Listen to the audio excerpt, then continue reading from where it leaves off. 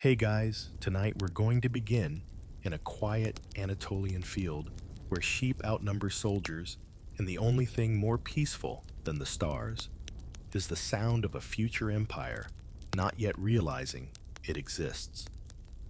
You're lying under the moonlight now, wrapped in a scratchy wool blanket, surrounded by bleeding ewes and the snore of a herdsman who has absolutely no idea that his son will one day found the Ottoman Empire. So, before you get comfortable, take a moment to like the video and subscribe, but only if you genuinely enjoy what I do here. And hey, tell me where you're listening from and what time it is where you are. I love seeing our little sleepy history circle grow. Now, dim the lights, maybe turn on a fan for that soft background hum, and let's ease into tonight's journey together. It all begins around the year 1299. You're in a borderland, the edge of the old Seljuk Sultanate of Rum. Not Rome, mind you, but Rum, a land now mostly made up of Turkish tribes, stragglers from collapsed empires, and the kind of goats that seem to judge you silently. Among these clans is one led by a man named Ertugrul, and more importantly, his son Osman. That's Osman with a soft S, which you will inevitably mispronounce as Osman, like a medieval rock star. He wouldn't mind. Osman dreams big. There's no grand palace yet, no domed mosques or tulip gardens, just tents, worn boots, and the aroma of stewed lamb drifting from a cast iron pot. Osman's world is one where tribal loyalty matters more than laws, and where authority comes not from a crown, but from charisma cattle, and maybe a little divine favor, or at least a good story. The tale goes that Osman had a dream, a literal dream. He sleeps in the house of a Sufi mystic, probably after too much lamb, and sees a moon rising from the mystic's chest entering his own, and then a great tree springing forth from his navel. You know, standard symbolic dream fare. Historians still argue whether this dream ever occurred or was invented later to legitimize his rule. Either way, Osman wakes up feeling prophetic. He begins gathering warriors, not conscripts, mind you, but eager ghazis or holy fighters. These aren't monks with spears.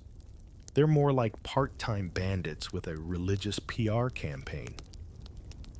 The ghazis love two things: looting Byzantines and telling bedtime stories about it afterward. They raid the fading Byzantine frontiers, occasionally leaving goats in better shape than towns. Osman proves skilled not just in battle, but in alliance building. He marries the daughter of a respected cleric. Political romance, the oldest empire trick in the book. His growing beylik, essentially a tribal domain, becomes a sort of sleepy magnet for other nomads looking for someone competent and not completely unbearable to follow. But this is where it gets weird. The Ottomans weren't supposed to be the ones. Several Turkish clans were bigger, richer, or more strategically placed. Think of Osman's group as the underdog startup operating out of a garage tent. And yet, by sheer persistence and clever alliances, they slowly carve out a niche, literally, into the Byzantine frontier. Town by town, fort by fort, the Ottomans expand. One early prize is the fortress of Yenishehir. Not a glamorous place, more sturdy stone square than palatial delight, but it gives them a capital, a base. You, the listener, are now trudging along its uneven cobbled streets, dodging chickens and the occasional armored horseman who may or may not be lost.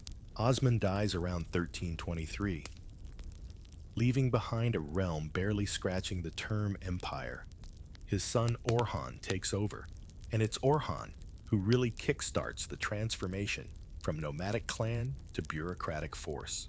But even so, the early Ottomans maintained their sleepy vibe, no sharp uniforms, no towering cities, just rough, loyal fighters and soft, repetitive drum beats guiding them through the misty dawn. Historians still debate how much of Osman's myth was carefully constructed after the fact. The tree, the dream, the prophetic marriage, it all feels a bit tidy. Yet whether truth or tale it worked. The name Ottoman itself comes from Osman Ottoman, being the Western mispronunciation of Osmanolu, or son of Osman. Over time, this sleepy shepherd becomes the father of a dynasty that will last over 600 years. For now, though, you're in the field again. The sheep are quiet. The stars have shifted. Osman sleeps in his tent nearby, his sword beside him, his mind possibly still wandering the branches of that dream tree. You pull your wool blanket tighter and drift. You wake to the sound of distant hoofbeats, slow, deliberate, and muffled in morning dew. The sheep are still there, snoring softly, but now you're following Orhan Osman's son as he takes the reins. And not just metaphorically, he's literally on horseback, wearing a helmet that looks more decorative than practical, and a silk sash tied in a way that says, "I'm figuring out this whole empire thing." Orhan is a transitional figure, the guy who inherits a tent and slowly turns it into a palace. He's not flashy, but practical. You watch him decide quite calmly that this whole raiding with spears thing needs a touch of bureaucracy.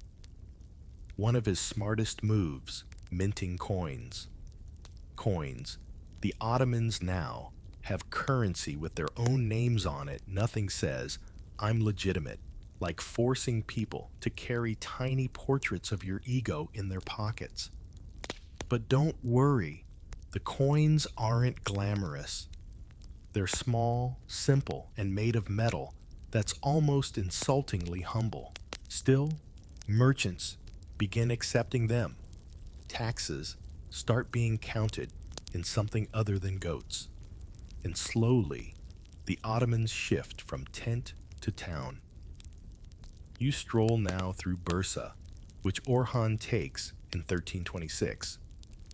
After a siege that's more passive-aggressive waiting than dramatic clash, Bursa becomes the first real Ottoman capital, and it's oddly serene. The streets are lined with quiet markets, domed bathhouses puffing gentle steam, and mosques that rise like sleepy giants above the town. The mosques matter. Orhan builds one called the Orhan Ghazi Mosque, a modest but elegant structure with low arches and acoustics so soft you could probably hear a nap happening across the prayer hall. Religion and architecture go hand in hand now. Every brick seems to say, "We're here to stay, but let's not rush." Meanwhile, in the palace, or what passes for one, you hear discussions not of glory or vengeance, but of cloth imports, marriage alliances, and trade routes. The Ottomans are learning that you can't build an empire on raids alone. You need road scribes and the occasional census taker with very neat handwriting. And then there's the military. Orhan starts forming a more professional army. No more part-time raiders with passion, but poor hygiene. He introduces a new corps, the Janissaries. Now this isn't yet the full-blown elite fighting force, with uniforms and spooky discipline that comes later, but it's the seed of it. You see a young boy being trained, eyes wide, hands blistered, from learning to hold a sword and a pen with equal precision. Historians still argue whether Orhan was more statesman or sleepy general. Some say he lacked the fire of his father. Others say he was exactly what the Ottomans needed: a planner, a builder, a soft-spoken strategist who understood the art of enduring. He didn't conquer massive lands, but he laid the roads to them, literally. One of his odder decisions, marrying Theodora, a Byzantine princess. That's right. The big scary Ottoman Ghazis are now sipping tea with the Byzantine elite. It's all very awkward at first. Imagine the dinner table talk. But it works. The Ottomans gain influence without drawing a sword, and you, still wandering through time, get a front row seat to one of history's quieter power plays. There's even a bit of educational reform. Scholars begin copying texts, libraries quietly emerge, and a generation of Ottoman boys start learning not just how to fight, but how to read. You peek over the shoulder of one, watching him sound out ancient Persian poetry while trying not to spill his ink. And yes, the Sultan's Orhan, now included, have beds.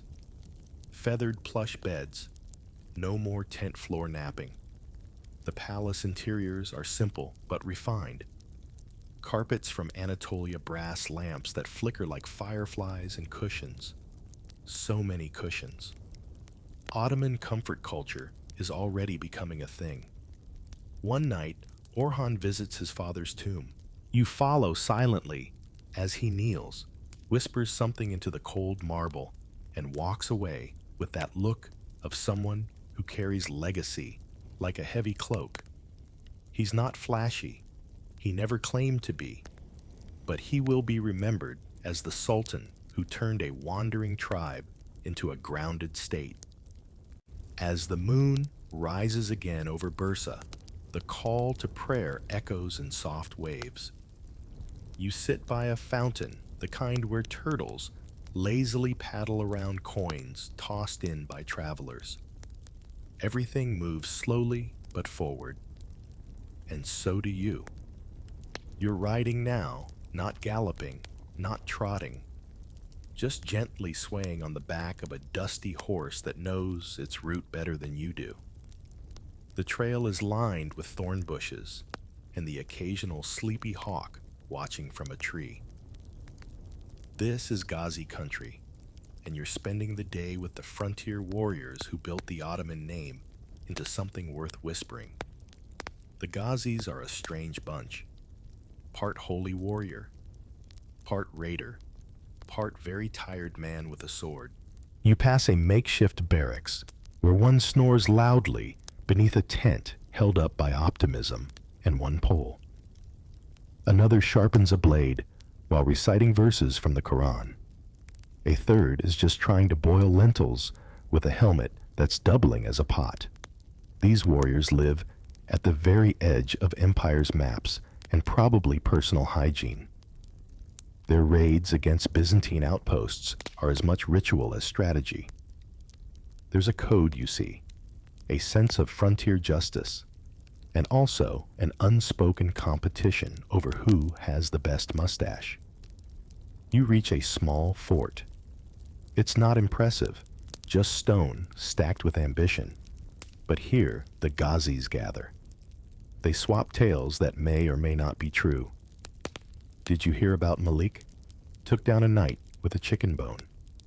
Laughter spit, and the smell of leather and onions fill the air.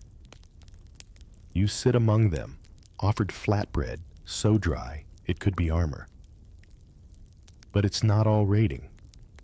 These men pray 5 times a day, like clockwork.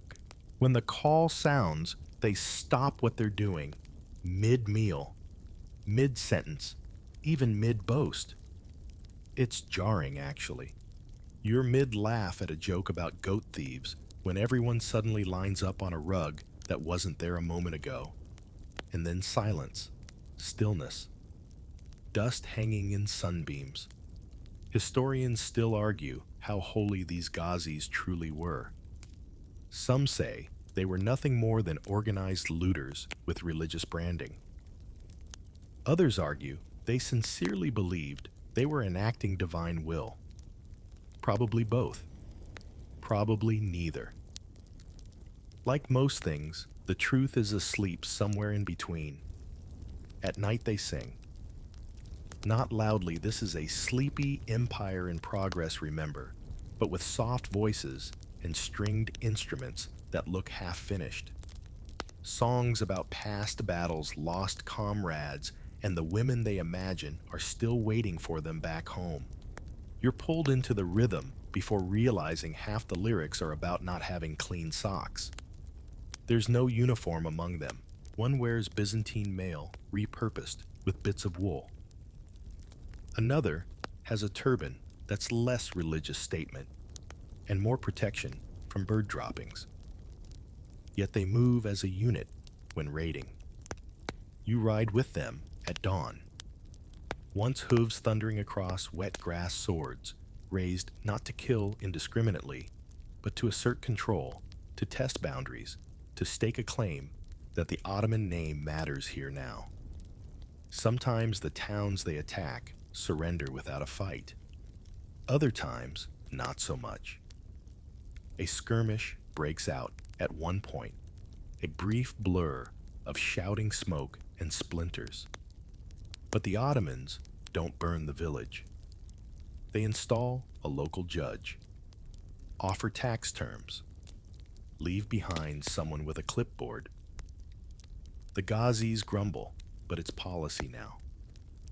The empire is learning restraint even in its wildest corners. And yet the Ghazi life isn't all strategy and symbolism. You share a tent with one named Hamza. He tells you of his donkey, which ran off mid-battle. He never found it. Claims it was smarter than him. Every night, he leaves a bit of bread near the edge of camp. Just in case he shrugs. You don't laugh. You just nod. Somehow, this feels right. There's a letter read aloud, sent from Bursa. Orders, praise, instructions. The Ghazis cheer at the praise, ignore the orders, and mostly just wipe their hands before touching the scroll. But they listen. The Sultan's words carry weight even here. The balance of freedom and loyalty is delicate, but it holds. You ride again the next morning, the air cold and sweet. The sun glints off a broken helmet tied to your saddle. A village appears in the distance, smoke curling from its chimneys like yawns made visible. Another day, another raid, another song waiting to be written around a sleepy fire. The horse-drawn cart creaks beneath you as you approach a village just waking from centuries of silence. Children yawn from behind lattice windows, roosters offer opinions uninvited, and smoke curls lazily from breakfast fires. But today, something is different. The villagers are whispering. Mothers clutch their sons a little tighter. You've arrived on the same morning as the devshirme. The system is called devshirme, or the collection, and it's the strangest job interview in history. Ottoman officials, robes brushed, faces politely blank, are here to select Christian boys, usually from Balkan villages, and whisk them off to become elite soldiers of the empire. The janissaries, you might think the villagers would scream. Sometimes they do, but more often they sigh. It's not quite kidnapping. Not exactly. It's framed as opportunity.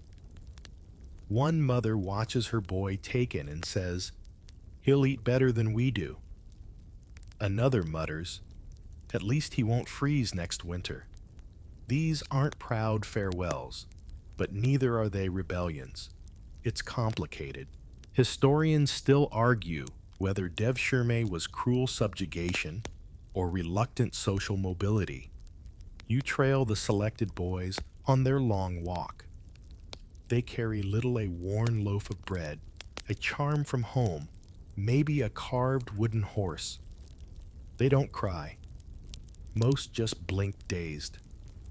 You pass through hills, rivers, and old Roman roads still cracked from forgotten empires. By the time you reach the training barracks, the boys look older. Inside, silence rules. The Janissary system isn't chaotic. It's disciplined, rigid, and just a bit terrifying in its precision. The boys learn Turkish convert to Islam and train like they're preparing for a very organized apocalypse. They learn to fight, yes, but also to read, to debate, to stitch their own tunics without complaint. You observe one silently struggle to embroider a sleeve. A senior cadet walks by, corrects his form, and keeps walking. No yelling. Just standards. The Janissaries aren't just soldiers. They're a caste, an identity, a paradox, forbidden to marry, raised to be loyal only to the Sultan. You watch as one receives a ceremonial spoon, a sign of brotherhood. They wear it proudly tucked into their belts, like tiny declarations of unity. You try not to chuckle, but it's actually quite moving. They pray in unison. They drill in unison. They sleep oddly in rows that would make a librarian weep with joy. There's camaraderie, but also hierarchy. One boy excels with the bow, another with maps, another still tiny and quick becomes a master of evasion. They're sorted, honed, shaped. You realize they aren't being trained to serve. They're being trained to belong. You watch a ceremony, the graduation of sorts. It's hushed, solemn. No hats are thrown. Instead, each boy kneels before an officer, receives a hand on the shoulder, and stands changed. Not just dressed in the crisp white robes of a janissary, but taller somehow. Calmer. You look for the boy from earlier, the one with the carved horse. He's there, spoon-glinting eyes focused forward. The elite corps becomes the Sultan's right arm. Janissaries guard the palace, lead military campaigns, enforce law, and sometimes bend it. Power always breeds complexity. You hear stories whispered in taverns, Janissaries who rebel, who take bribes, who refuse to disband. But for now, they are heroes. Living weapons wrapped in silk and silence. One night, you overhear a janissary singing softly. Not a battle hymn, a lullaby. Something from the village he can no longer name. You lie awake afterward, staring at the ceiling beams, and wonder if he dreams in Turkish or his forgotten mother tongue. The next morning, drills begin again. You step aside as the corps marches past, each boot hitting the earth with that oddly gentle thunder. They do not smile. They do not speak. But one boy, just one glances sideways and nods. The city smells of jasmine and wet limestone. You enter through a gate flanked by sleepy guards in embroidered sashes, their eyes half-lidded, but hands never far from their scimitars. This is the early Ottoman capital in full-bloom Bursa, later Edirne and eventually Constantinople. But regardless of name, the empire now builds in stone what once only existed in dream. Today you're following an architect, not a warrior. His name is Ali, and his boots are coated in dust plaster and ambition.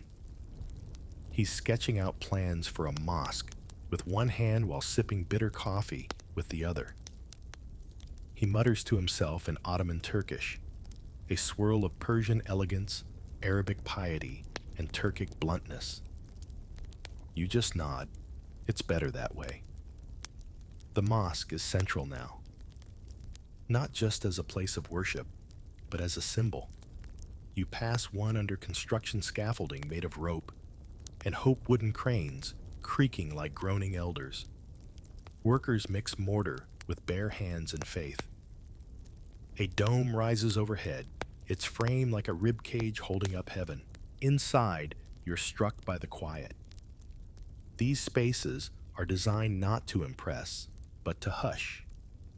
The acoustics soften footsteps. The light slants in like it's tiptoeing. Even the calligraphy whispers. You stand beneath a mihrab, a prayer niche pointing toward Mecca, so intricately tiled it feels like it was carved from dreams.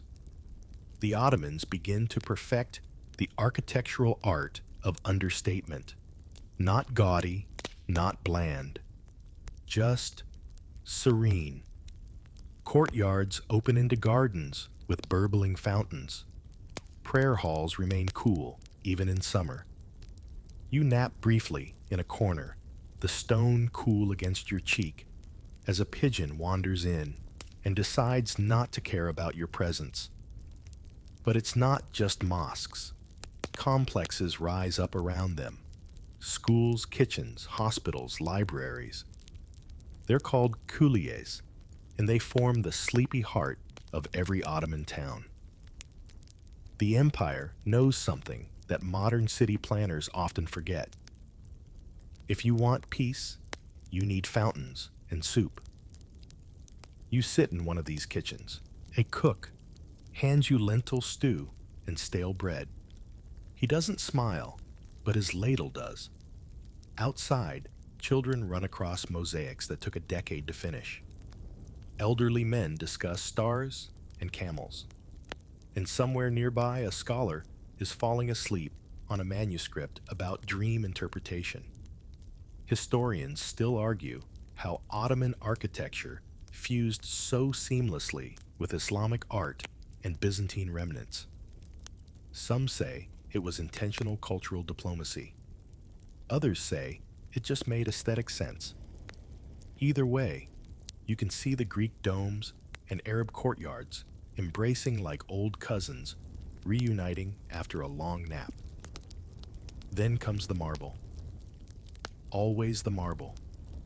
Imported expensive, polished to a sleepy sheen.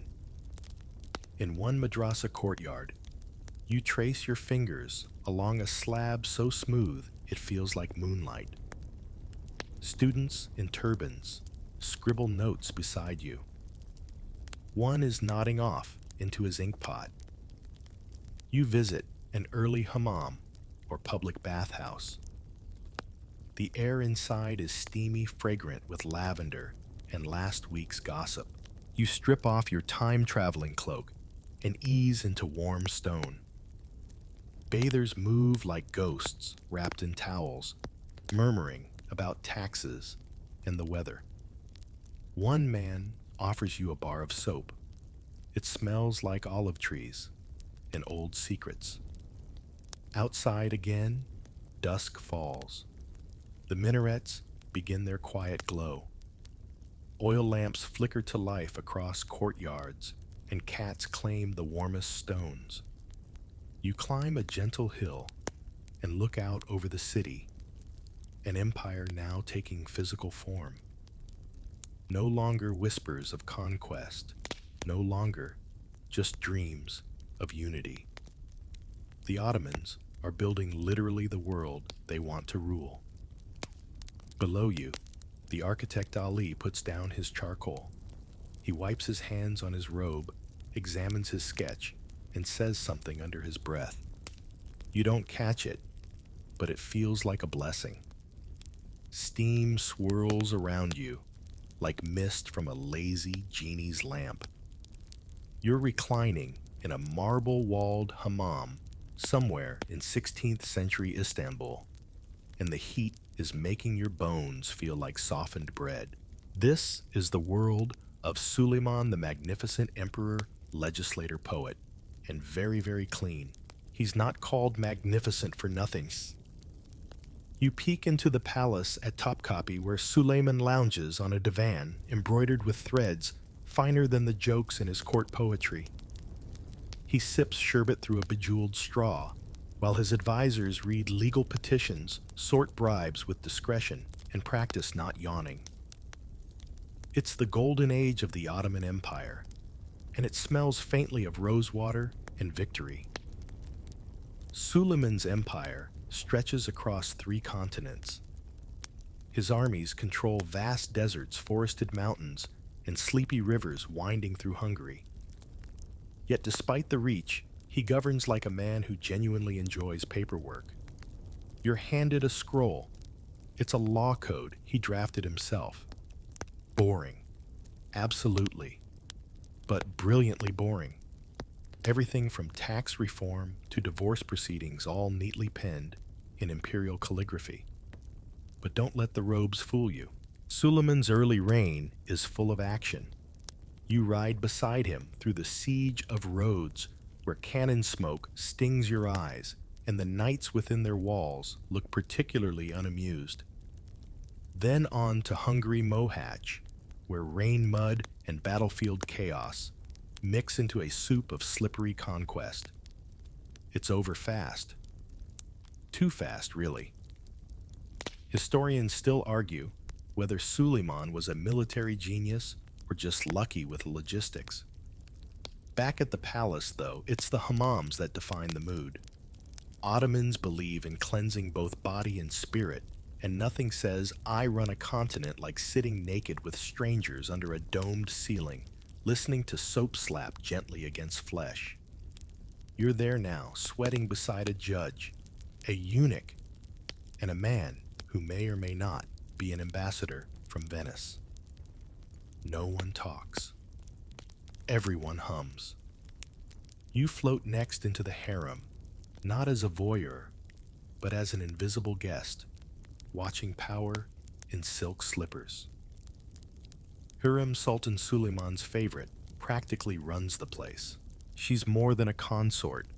She's a political player, a philanthropist, and someone who can cut you down with a look.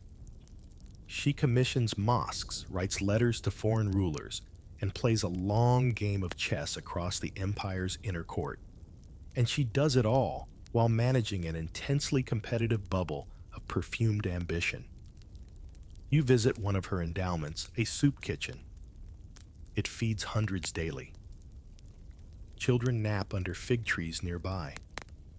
And the cook has a face like a donut left in the sun. She paid for this, he mumbles, ladling stew from her own dowry. The spoon steams. Suleiman, for all his splendor, has moments of sleepiness too.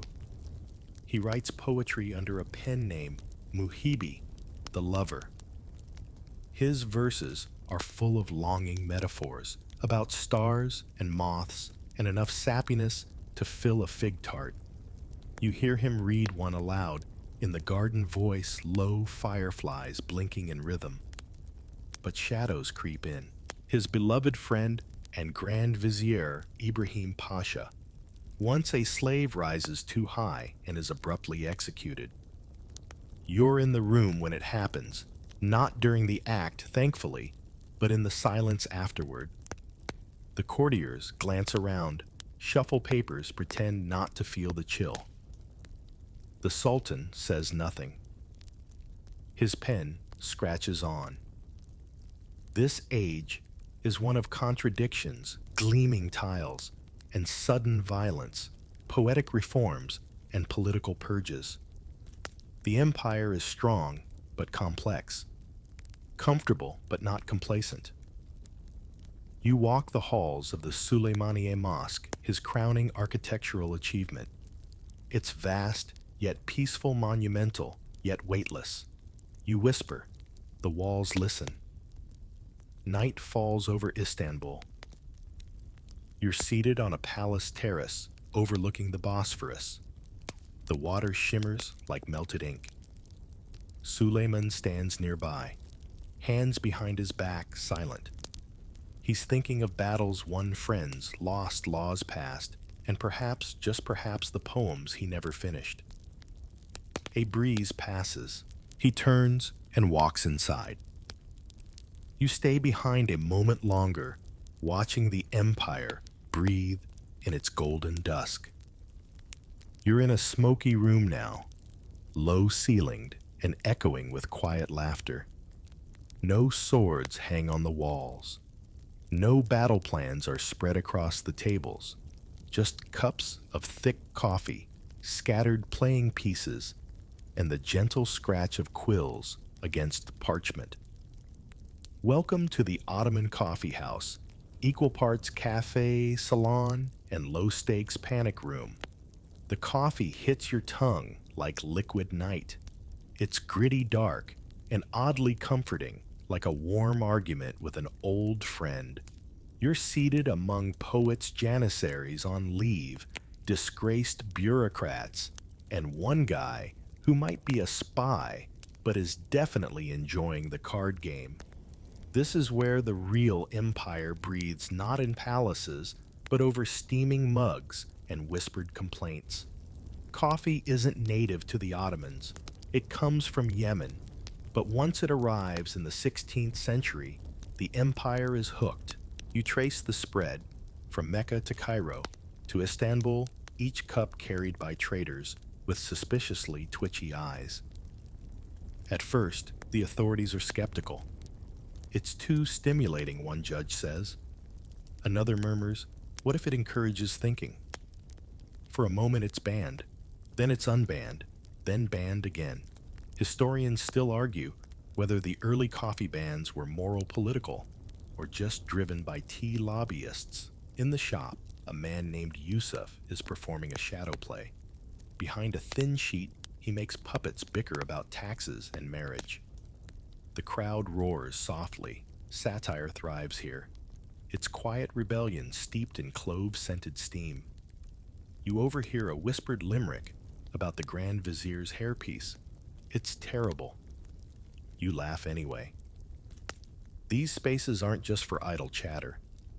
They're information hubs. News spreads faster through coffee houses than official channels. One man unfolds a broadsheet from Venice. Another relays rumors about a new rebellion in Egypt. You sip quietly, pretending not to listen, but you're scribbling notes with your eyes.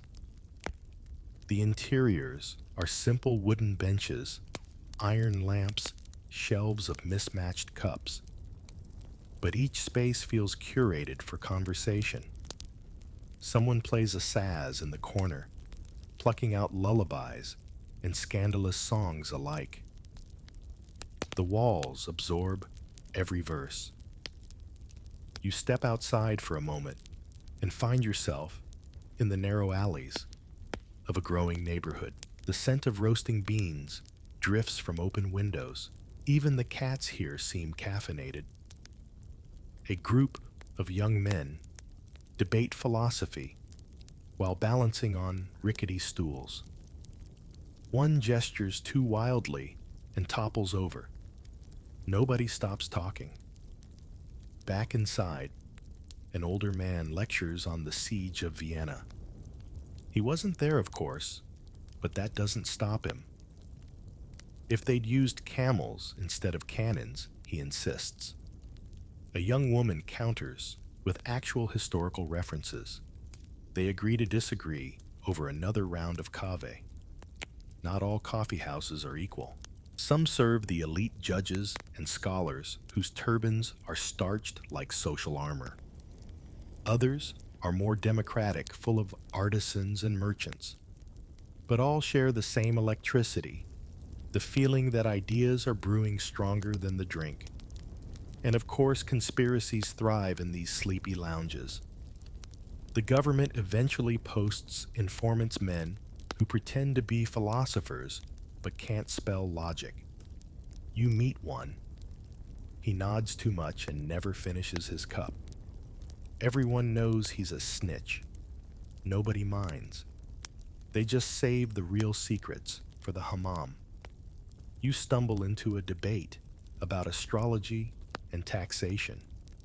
Somehow, Someone claims the stars are why janissaries get paid late. Another insists it's the influence of Venetian cheese smugglers. Nobody wins. Everyone leaves with their dignity intact. As dusk falls, the lights in the coffee house glow like sleepy fireflies. People rise, stretch, and settle their debts with gestures and grumbles. Outside, the city hums. Minaret silhouette against a lavender sky. A street vendor offers sweet lokum. You take one. It tastes like almonds and treason. You glance back at the coffee house one last time. Inside, a new group gathers. New stories, new conspiracies, same bitter brew, same warm chaos. The halls are hushed now, long polished corridors lit by flickering oil lamps and lined with doors that never creak. You're deep inside Topkapi Palace, and tonight you're following the softest footsteps of power. No, not the sultan's, not a vizier's. These are the footsteps of a man dressed in black silk and absolute secrecy, the chief black eunuch of the harem. You pass under an arch etched with verses about paradise. Irony? Maybe. Because this is the imperial harem, a space far more political than sensual, far more strategic than seductive. You were expecting scandal. Instead, you find spreadsheets. Well, their 16th century equivalent, the eunuch. Let's call him Mehmed, though his real name was likely erased with his origin, glides silently, keys jangling like wind chimes of authority. He controls access to the women of the palace, but also manages land grants, charities, and royal correspondence. You follow him past velvet curtains and into a maze of inner chambers where diplomacy wears embroidered slippers. The eunuchs here are not merely guards. They're administrators, advisors, kingmakers. Taken as boys from East Africa, castrated and trained in palace discipline, they form one of the most paradoxical institutions in Ottoman history. Historians still argue whether the system gave them real agency or just gilded chains. But tonight, Mehmed walks like a man with absolute purpose. He oversees the education of concubines, not in seduction, but in language, poetry, and politics. You peek into a classroom where a woman recites Persian verses about betrayal while her peers nod approvingly. The Sultan's favorites must be more than beautiful. They must be useful. The chief eunuch's quarters are surprisingly large. He controls vast vakuf or endowment networks, funding everything from soup kitchens to mosques in his name. His signature is feared across provinces. One wrong word from him, and a governor might find himself transferred to a goat-infested valley near the Armenian border. Still, his power exists entirely at the pleasure of the Sultan and the Queen Mother. A single mistake, a lost whisper, could end him. That's why his posture is always perfect, his tone always measured. You watch him practice a bow for 5 minutes, then repeat it. Inside the harem, the women are less idle than legend suggests. You see one weaving, another calculating grain reserves, a third writing a letter to the governor of Damascus. Gossip exists, of course, but it's the kind that could end wars, not start catfights. There's a child, one of the Sultan's sons, running barefoot through the garden courtyard. The chief eunuch scoops him up, gently murmurs a lullaby, and sends him back inside with a nod. Tomorrow, that boy might be heir to an empire. Tonight, he's just chasing pigeons. You attend a quiet ceremony as Mehmed receives a sealed letter. It bears the Tugra Suleiman's calligraphic signature. Orders for a transfer, a promotion, an execution no one knows, no one asks. He tucks it inside his robe and retires without a word. Later, you find yourself in the harem baths. Steam curls around marble pillars. Women laugh, sing, and debate poetry through the mist. The chief eunuch stands at the edge, back turned, ensuring security without ever violating decorum. His silhouette is still as stone. You realize something unsettling. He knows everything. Who's sick? Who's scheming? Who loves whom? Who fears what? Who is running low on jasmine oil? He is the living archive of the harem's heartbeats. At night, you lie awake in a small antechamber, the velvet walls muffling even your breath. Somewhere nearby, Mehmed whispers with a messenger from the Balkans. His voice is calm.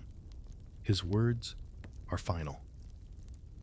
As dawn breaks over Istanbul, the harem stirs again. Curtains swish, bells chime, and breakfast trays rattle. But none of it moves without him.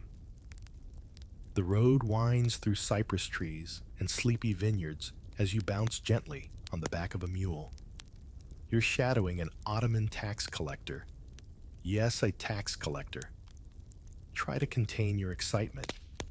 His name is Kamal, and he wears a turban that looks like it holds more secrets than it should. Today, you're touring the provinces, ledger in hand, slippers dusty spirit, mildly curious. The Ottoman tax system is surprisingly calm. No dramatic door kickings, no flaming pitchforks. Just a man, a notebook, and a very patient donkey. You arrive at a village nestled beside a lazy river. The air smells like figs and old promises.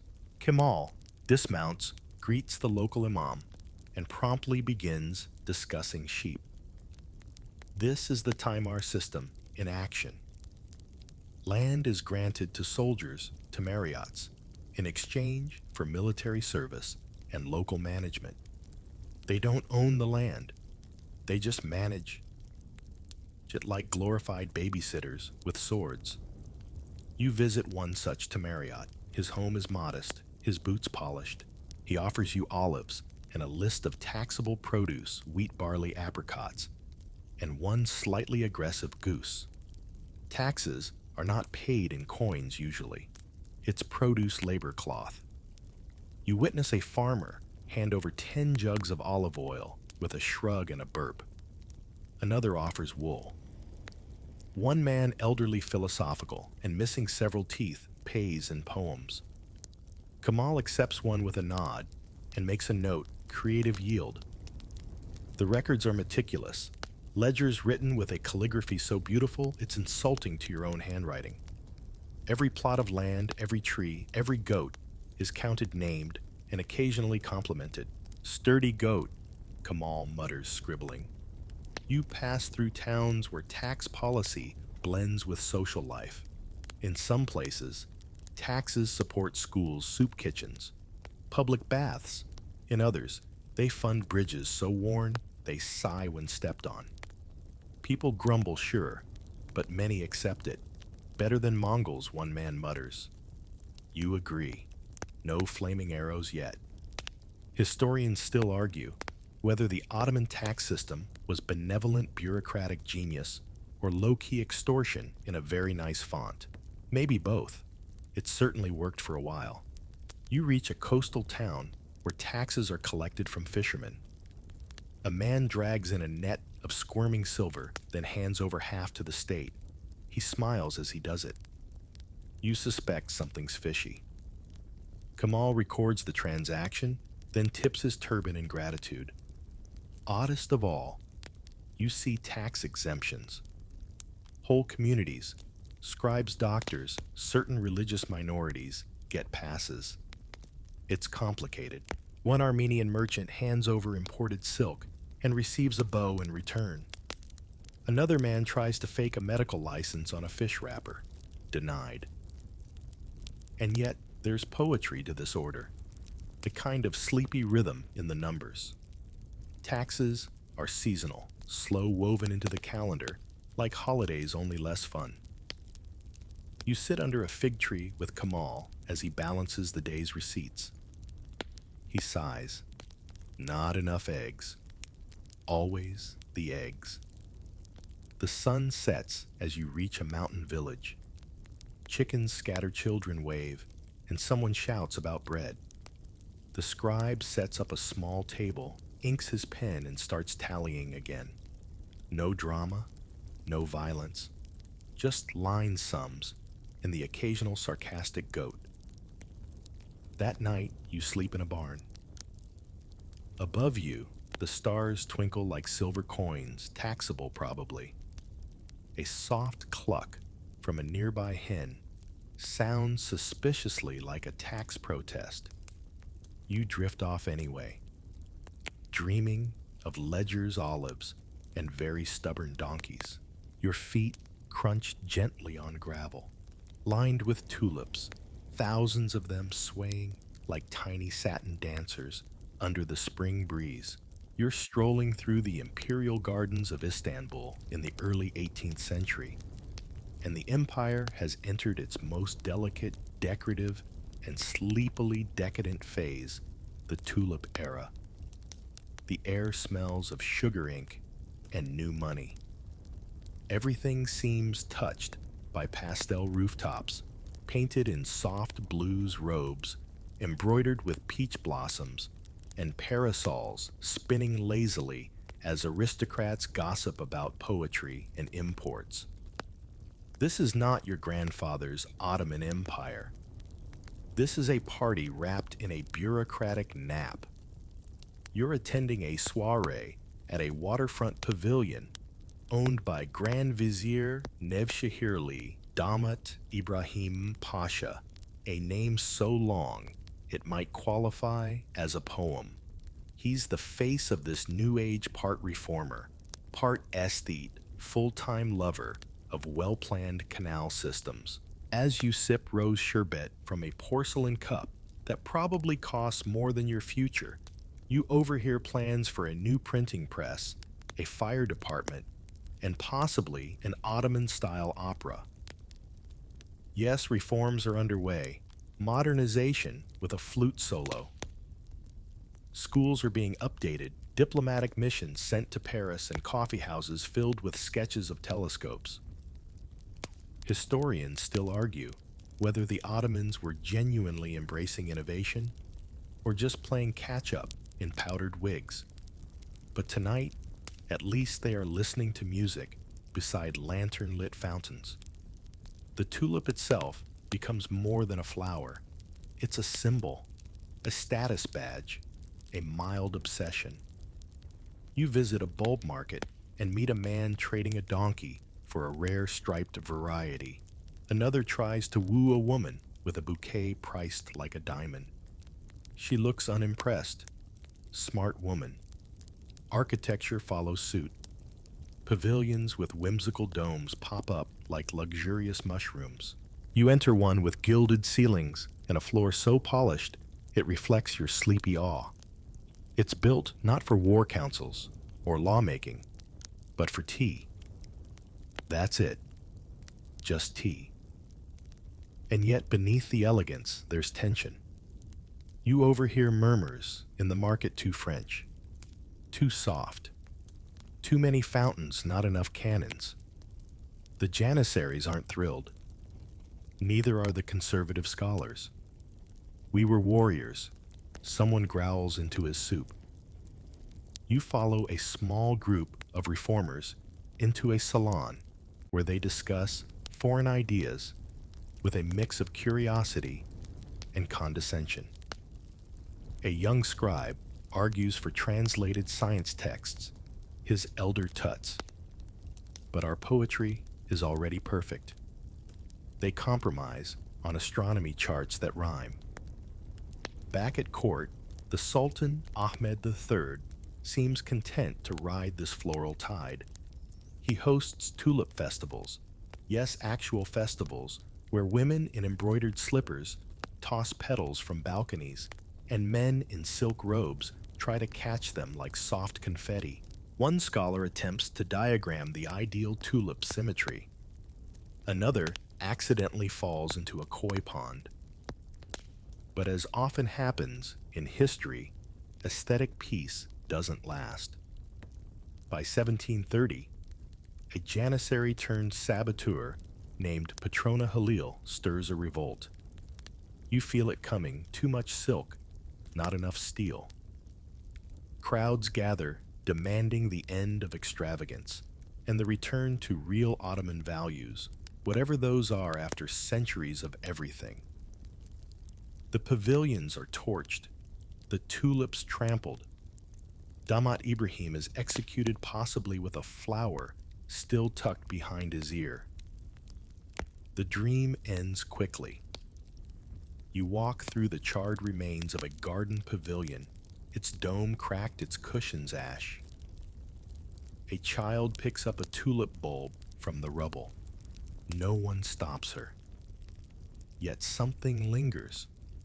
Not the flowers, not the soirees, but the idea that an empire could pause for beauty, however briefly.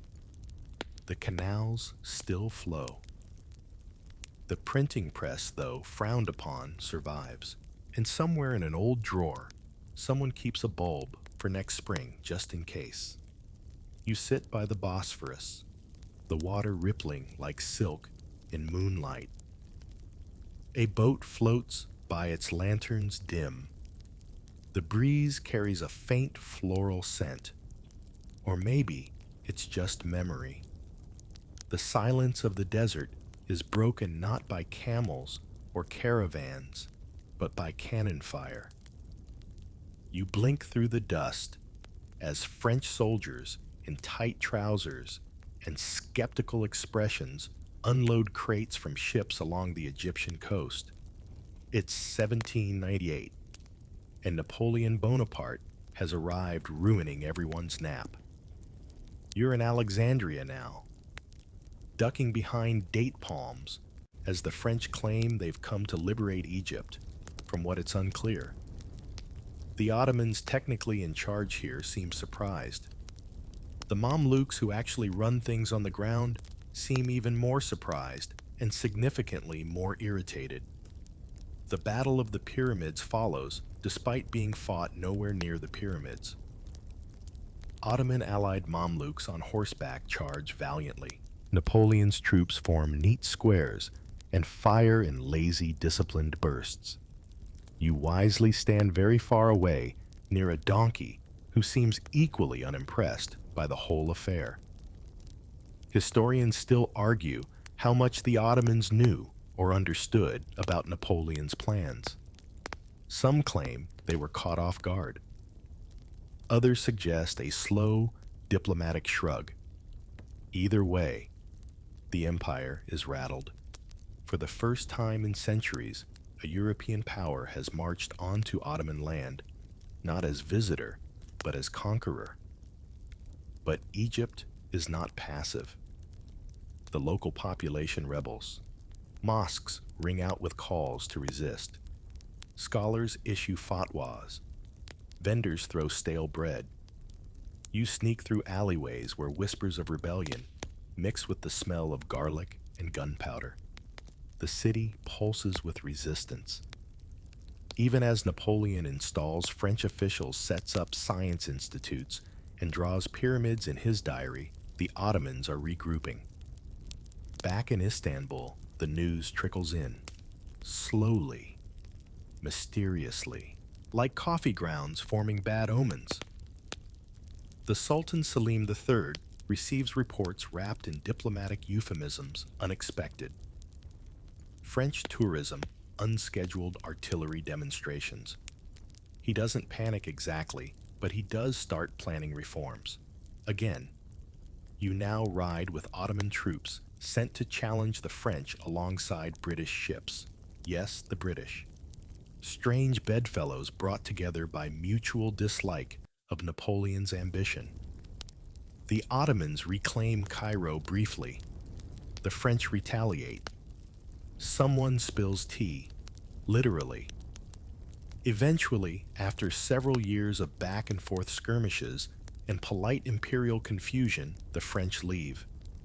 Not because they're defeated outright, but because it's too hot, too messy, and Admiral Nelson blew up their fleet. Napoleon quietly slips back to Europe, claiming victory, and the Ottomans breathe a long, weary sigh. You sit in the aftermath with an Egyptian imam sipping date-sweetened water. He mutters, "They drew our pyramids wrong." You nod. The invasion leaves behind more than rubble. It sparks a realization. The Ottomans are no longer untouchable. If a Corsican general with bad handwriting can shake the empire, who's next back in Istanbul debates rage over military modernization. French translations, European fashion, and the alarming idea of boots with buttons. The Janissaries grumble. The ulema, religious scholars, raise eyebrows. And in some coffee houses, people whisper, "Did you hear?" In France, even bakers argue about democracy. And yet something shifts. Maps are redrawn, fortresses reinforced. Schools begin to teach not just poetry and calligraphy, but geometry. Slowly, sleepily, the empire opens one eye. You ride back across Anatolia, the wind stirring dust and thoughts. A shepherd waves at you. He's heard of Napoleon. Tall fellow with a hat, he asks. You smile. Close enough. The scent of coal smoke drifts through the Bosphorus mist like a warning. You're back in Istanbul, but the skyline has changed. Steamships puff like grumpy teapots, and telegraph wires stretch across minarets like sleepy spider webs. The Ottoman Empire is trying to modernize. Slowly, awkwardly, often accidentally. You're attending a demonstration of a new steam engine. The crowd is mixed scholars squinting through spectacles. Janissaries frowning with folded arms, and one man just here for the free sherbet. The engine coughs once, then roars to life, scaring a flock of pigeons and a pasha's wig clean off his head. This is the Tanzimat era, beginning in the 1830s, a time of reforms so sweeping they come with printed pamphlets. Sultan Mahmud II, a man with eyebrows sharp enough to cut budgets, leads the charge. He abolishes the Janissary Corps, famously shelling their barracks into history. You visit the site now, a garden, oddly peaceful, and imagine the uniforms turning to smoke. New laws emerge. New schools open. French is suddenly fashionable. Ottoman bureaucrats start wearing trousers. You attend a civil service exam where one nervous scribe faints mid-translation of Voltaire. He's revived with rosewater and offered a slower-paced position. The army is modernized too. Western drills uniforms with buttons a scandal and rifles that jam slightly less often. You march beside a column of recruits down an avenue built just for parades. They look proud, confused, and mildly itchy. Historians still argue whether the Tanzimat was a genuine rebirth or just empire-sized paperwork. Some reforms stick like secular courts and postal service. Others fall apart faster than a sultan's promise. But the attempt is real. You even attend a ribbon cutting for the first Ottoman railway. It connects two towns that don't like each other. no one boards the train. Back in the capital, the bureaucracy blossoms like a tired orchid. Ministries are created. Statistics are gathered. A census is attempted, but no one agrees how old they are. One man insists he was born during the Big Flood. No one knows which one. The reformers believe in data. They create civil codes, school curricula, even tax charts in pie form, though no one eats them. But opposition brews. Religious leaders grumble. Provincial elites resist. And the streets whisper. You pass a wall covered in chalk. Reform is a Western word for confusion. Even the coffee houses are different. You sit in one where pamphlets outnumber pastries. One student loudly praises liberty, while another reminds him he still lives with his mother. Nearby, a government agent pretends to read, but is clearly listening. You tip him a nod. He nods back. Everyone pretends it didn't happen. Meanwhile, the printing press churns. Newspapers spread news and rumors in equal measure. You read an editorial titled, "Why Must Trains Be So Loud?" beneath a poem about bureaucratic boredom. It rhymes badly. The Empire also tries new uniforms for postal carriers, tight-fitting with brass buttons. One carrier blushes. "It's hard to run in these," he whispers. You don't doubt him. And then there are the coffee riots. Yes, riots. You witness one erupt when a tavern switches to imported beans. Too bitter, someone screams. Tables are overturned. A Janissary impersonator is arrested. Calm is restored when the owner switches back to Yemenite roast. Despite everything, you feel change. Streets are straighter. Tax collection is less theatrical. Children recite French verbs with grim determination. And somewhere, a young woman in spectacles drafts a letter to the editor arguing for a library in her village. You end your day watching a steamship leave the harbor. It's late, noisy, and probably half full of misplaced luggage, but it sails. And that in this moment is what matters. Fog settles over Istanbul like an old blanket that nobody's bothered to shake out. The empire is still here, still technically functioning, but you can feel it. Everything is moving slower. The 19th century unfolds in soft sighs and diplomatic memos. Welcome to the sick man of Europe era, where the Ottoman Empire leans heavily on the armrest of history. You begin your day in the foreign ministry, a quiet building that smells of old ink and quiet panic. Inside, Ottoman officials in stiff collars whisper about treaties' spheres of influence and whether or not the Russian ambassador can be trusted with free pastries. Spoiler, he can't.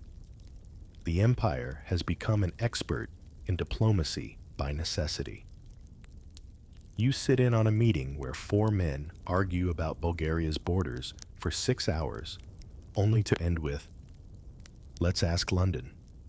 There's a map on the wall, so patched and pinned, it looks like it's auditioning for a role in a quilt. The nickname Sick Man of Europe first appears around this time. Historians still argue who coined it, maybe Tsar Nicholas, maybe a bored British journalist. But it sticks. And while the empire resents it, there's an undeniable truth behind the phrase. Borders are shrinking. Revolts are spreading. The treasury wheezes. You follow an Ottoman tax officer in the Balkans. His once orderly ledger is a mess of red ink and excuses. They say the tax was eaten by wolves, he mutters. You don't ask. At the same time, new technologies continue creeping in. Telegraph poles dot the countryside like confused trees. Railways stretch awkward but determined into Anatolia. You board a train where every passenger is either asleep or suspicious. A boy sells boiled eggs and nationalist pamphlets. In Istanbul, you walk past palaces that look like they belong in Vienna. The architecture is part European mimicry, part Ottoman identity crisis. One minister insists on parquet flooring because it creaks with purpose. Another builds a fountain shaped like a metaphor. No one drinks from it. The empire tries constitutional reform in 1876. A parliament is formed. You sit in on the first session. Half the delegates are unsure what debate means. One reads poetry. Another tries to sell raisins. Within 2 years, the Sultan suspends the whole thing. You aren't surprised. And yet it's not all decline. Education is growing. You visit a girls' school in Izmir, where students recite lines from Voltaire and push for exams in math instead of embroidery. My stitches are fine, one girl declares, but I want to study stars. You silently cheer. Even in politics, ideas stir. The young Ottomans emerge intellectuals who wear fezzes, quote Rousseau, and argue in rhymed prose. They publish journals with names like Truth Liberty and Afternoon Tea. You read one editorial, so convoluted it forms a philosophical pretzel. Meanwhile, the military tries to modernize again. German advisors arrive mostly confused. Where is your supply chain, one asks. The Ottoman general replies, probably having tea. And yet, through it all, the empire persists. Crumbling doesn't mean collapsing. In Bosnia, you witness a wedding where every guest speaks a different language and the bride wears a veil passed down through 6 sultans' reigns. Life goes on even if slowly. You spend your last evening at a harbor cafe. The sea is calm. A violinist plays something vaguely nostalgic. A waiter brings coffee, then forgets to charge you. You watch ships leave Port Russian, French, British. All sharper, faster, newer. But the Ottoman boat, it's still afloat, just quietly. The empire doesn't fall tonight. It just leans a little further into history's cushions, eyes half closed, still listening. The printing presses are hot again, not with poems, but proclamations. You're seated in a smoky room in Salonika, surrounded by young men in trim mustaches and rumpled jackets. This is a secret meeting of the Young Turks, and their tea is as bitter as their manifestos. The air crackles with ambition. These aren't dreamy reformers anymore. They're doctors, officers, journalists, modernists with a grudge. You listen as one slams his cup down and growls, "If the Sultan won't change, then we will." Others nod, scribbling furiously on the backs of receipts and cigarette boxes. It's 1908. And they're not just angry, they're organized. The Committee of Union and Progress keep is formed, part political party, part underground movement, part very earnest book club. Their goal: restore the Constitution, suspended decades ago, and modernize the empire from within. A coup follows not with swords, but with telegraphs and train schedules. Officers in Macedonia mutiny. Civilians cheer. The Sultan Abdulhamid II finally relents. The 1876 Constitution is reinstated. Parliament reconvenes. And for a brief, breathless moment, the empire stands up straighter. You attend a session of the new assembly. One delegate quotes Rousseau. Another suggests free schooling for girls. Someone shouts about tobacco taxes. Everyone claps, possibly for the wrong reasons. Still, it feels like momentum. But idealism is fragile. Factions splinter. Some want liberal democracy. Others want centralized control. A group forms demanding Islamic revival. Another wants secular reform. Meanwhile, someone steals all the good ink. Historians still argue whether the Young Turks were true revolutionaries or just new bosses in fezzes. Their policies swing wildly, liberty 1 month, censorship the next.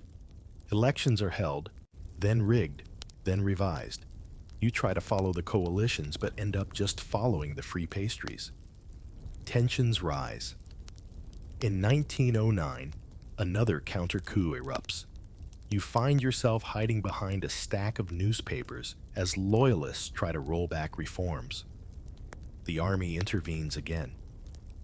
Sultan Abdulhamid is deposed. His brother Mehmed V is installed, a sultan but mostly symbolic now. Think royal wallpaper with a pension. Meanwhile, the Balkans burn. Nationalist movements grow teeth. One by one, Ottoman territories slip away: Greece, Serbia, Bulgaria. You mark losses on a map until it looks more like a jigsaw puzzle missing pieces.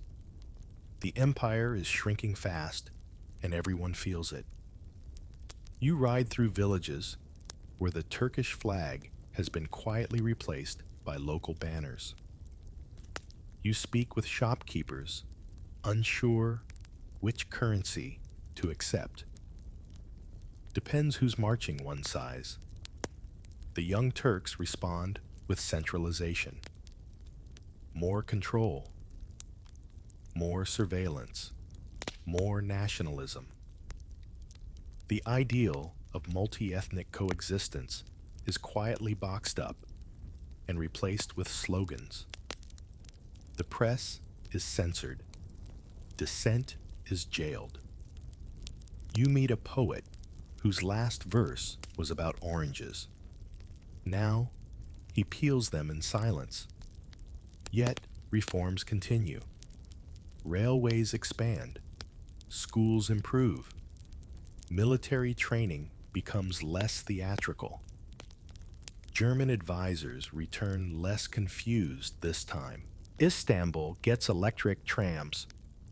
You board one next to a woman reading Tolstoy and a man arguing about tariffs. But beneath the surface, the empire is brittle. You see it in the eyes of officers, in the half-finished buildings, in the sighs of postmasters who never receive their ink. You walk past statues still wrapped in cloth because no one can agree what they're celebrating. Then comes 1912, the First Balkan War. Chaos returns. Ottoman troops retreat from Europe. Refugees flood Istanbul. The city's rhythm stutters. The Young Turks tighten control, but the empire's foundations quake. You end the day at a small cafe overlooking the Golden Horn. A child asks if the empire will last. You don't answer. Neither does the waiter, who just refills your tea and stares out at the water like he's waiting for history to blink.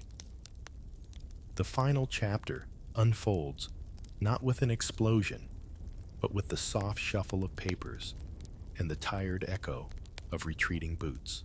It's the early 20th century now, and the Ottoman Empire, once a thunderous presence across continents, is collapsing gently into itself. You're in Istanbul, and everything feels like an afterthought. The First World War strikes like a storm, but not everyone hears the thunder. You sit in a cafe. As the news reaches the capital, the empire has entered the war on the side of the Central Powers. A waiter frowns, glances at the teacups, and says, "Again." At first, it seems like history repeating.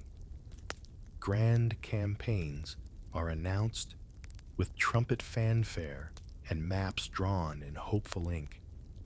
You ride with a column headed toward the Caucasus boots crunching frost. But nothing goes as planned. Supplies vanish. Roads dissolve. Men freeze before they ever see an enemy. You return to Istanbul to find optimism replaced with ration lines and posters. The city is hung with slogans. Victory is near. But the shops are empty. The post is late. One newspaper prints victory in bold and a retraction the next day in italics. Gallipoli changes things.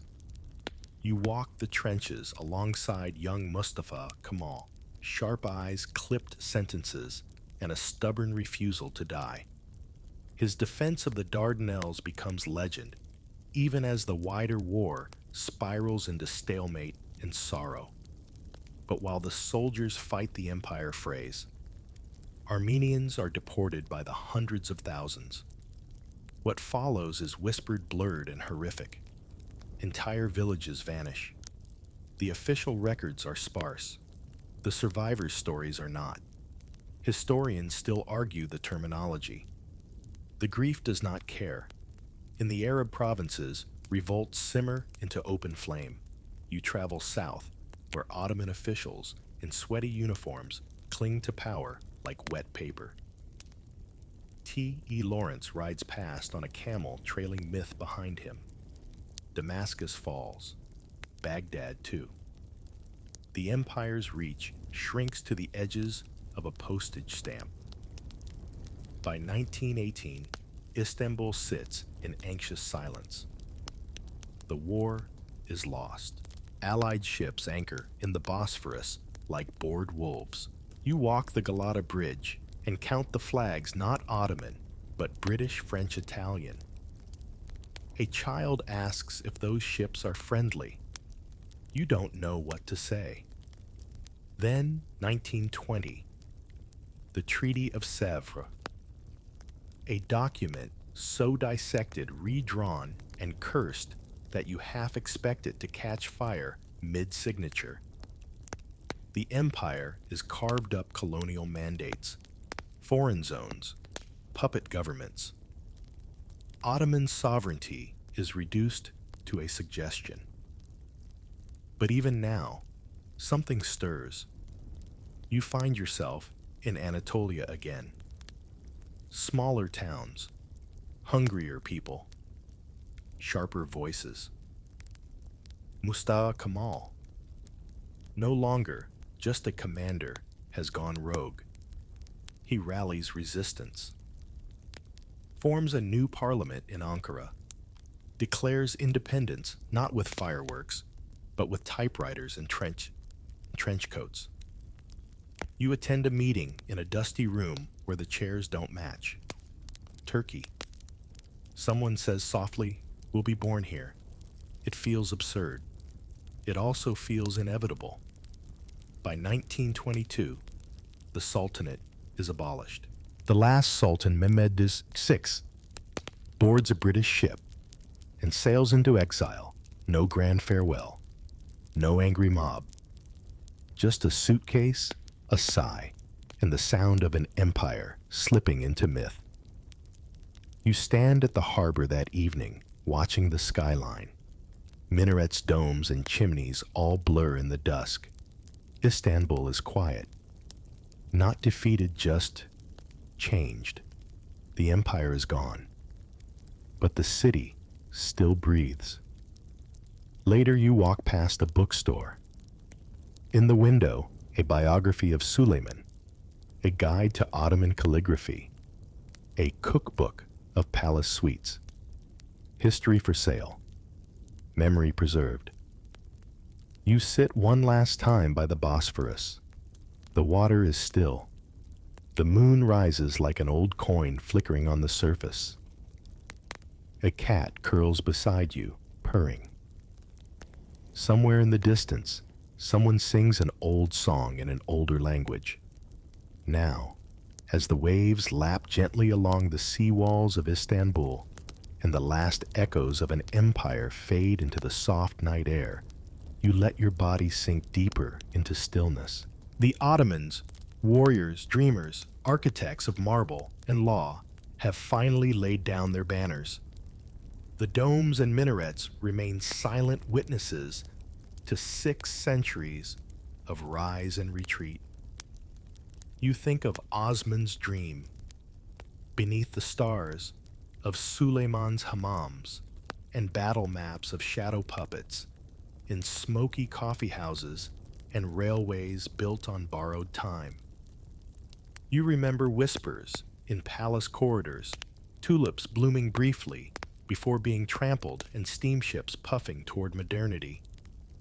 History doesn't always end with a bang. Sometimes it sighs. Sometimes it changes its name and waits for dawn.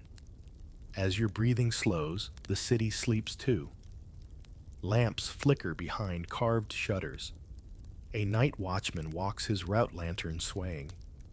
In the harbor, ships murmur in their moorings. You close your eyes, hearing the rhythm of centuries in each breath, each soft heartbeat of a world that was. And so you let go of the battles, the reforms, the rustling ledgers, of the sultans and scribes, the courtiers and cooks. You drift now, not away from the empire, but gently through it, carried on its memory, held by its stories, rocked by the quiet current of time. Sweet dreams. Tonight, we're drifting back to the mellow waters of the Ottoman Empire, sometime in the late 1600s. Imagine yourself aboard a stately wooden ship, sails fluttering in the wind, the salty scent of the Bosporus dancing in the air. But hold on, you're not dodging cannonballs or braving tempests. No, your current naval panic is fruit, specifically melons. Yes, you heard right. Entire fleets of serious, well-trained Ottoman sailors found themselves in complete disarray over what might have been someone's snack. Picture this. The moon hangs low over the straits, casting silver ripples over the water. The city's glow flickers on distant hills, and you bundled in robes, trying not to fall asleep at your post spot, a mysterious object bobbing gently in the current. Panic prickles through the deck. Is it a sea mine, a Venetian sabotage device, or just an abandoned cantaloupe from a careless merchant? So before you get comfortable, take a moment to like the video and subscribe, but only if you genuinely enjoy what I do here, and feel free to drop your location and the local time in the comments. I love seeing where and when everyone's tuning in from. The incident that set everything off was quiet and surreal. A cluster of strange objects appeared in the Bosporus, floating in lazy formation. The alarm spread fast, too fast. An overzealous lookout shouted something about enemy mines, and the entire ship lurched into action. Cannons were readied, orders were bellowed, and then someone squinted and recognized the striped green skin of a watermelon. You blink at it, leaning over the edge. The thing bobs innocently. There's another, then a third. Like a slow parade of summer snacks. The tension holds. Sailors argue. Someone suggests shooting one just in case. Another jokes. What if it explodes? Juice all over us. Laughter flutters nervously across the deck. But nobody fires. Not yet. Historians still argue whether this particular scare was documented firsthand or passed down in embellished oral form. What we do know is that multiple reports from the Ottoman Navy in the late 17th century mention increased alertness over suspicious floating objects, which, if you read between the lines, almost certainly refers to produce. At least 3 separate memos from the Grand Admiral's office caution crews to observe all irregularities, especially in waters frequented by fruit barges. Subtle, no, but it was official. As the sun rose that next morning, the threats revealed themselves under full daylight, a mixture of discarded melons, a few bruised gourds, and what may have been a drifting basket of quinces. The crew, now sheepishly quiet, resumed their duties, though several kept side eyes trained on the lingering fruit for hours. Quirky as it sounds, this episode captures the strange crossroads of technology, psychology, and produce. Early naval warfare relied heavily on instinct. You didn't always know what you were seeing, and hesitation could be deadly. But as you'll soon learn, in the Ottoman Navy, overreaction was sometimes just as dangerous as enemy fire, especially when fruit was involved. You stroll through the heart of 16th century Constantinople, your sandals brushing across sun-warmed cobblestones. It's market day, and the air is thick with the scent of cinnamon roasted lamb and overripe melon. Baskets overflow with fruits, striped watermelons, pale green honeydews, musky cantaloupes, all stacked with almost comic abundance. Merchants shout over one another, praising the sweetness of their stock. Children dart between stalls occasionally, snatching a plum or fig when the seller isn't looking. This isn't just a market, it's a sensory overload. And for the Ottoman Navy, it's a nightmare waiting to happen. You pause at a melon cart where the seller, a sunburnt man in a mustard yellow caftan, smacks his wares like they're drums. Solid like a cannonball, he boasts. You raise an eyebrow. Too solid.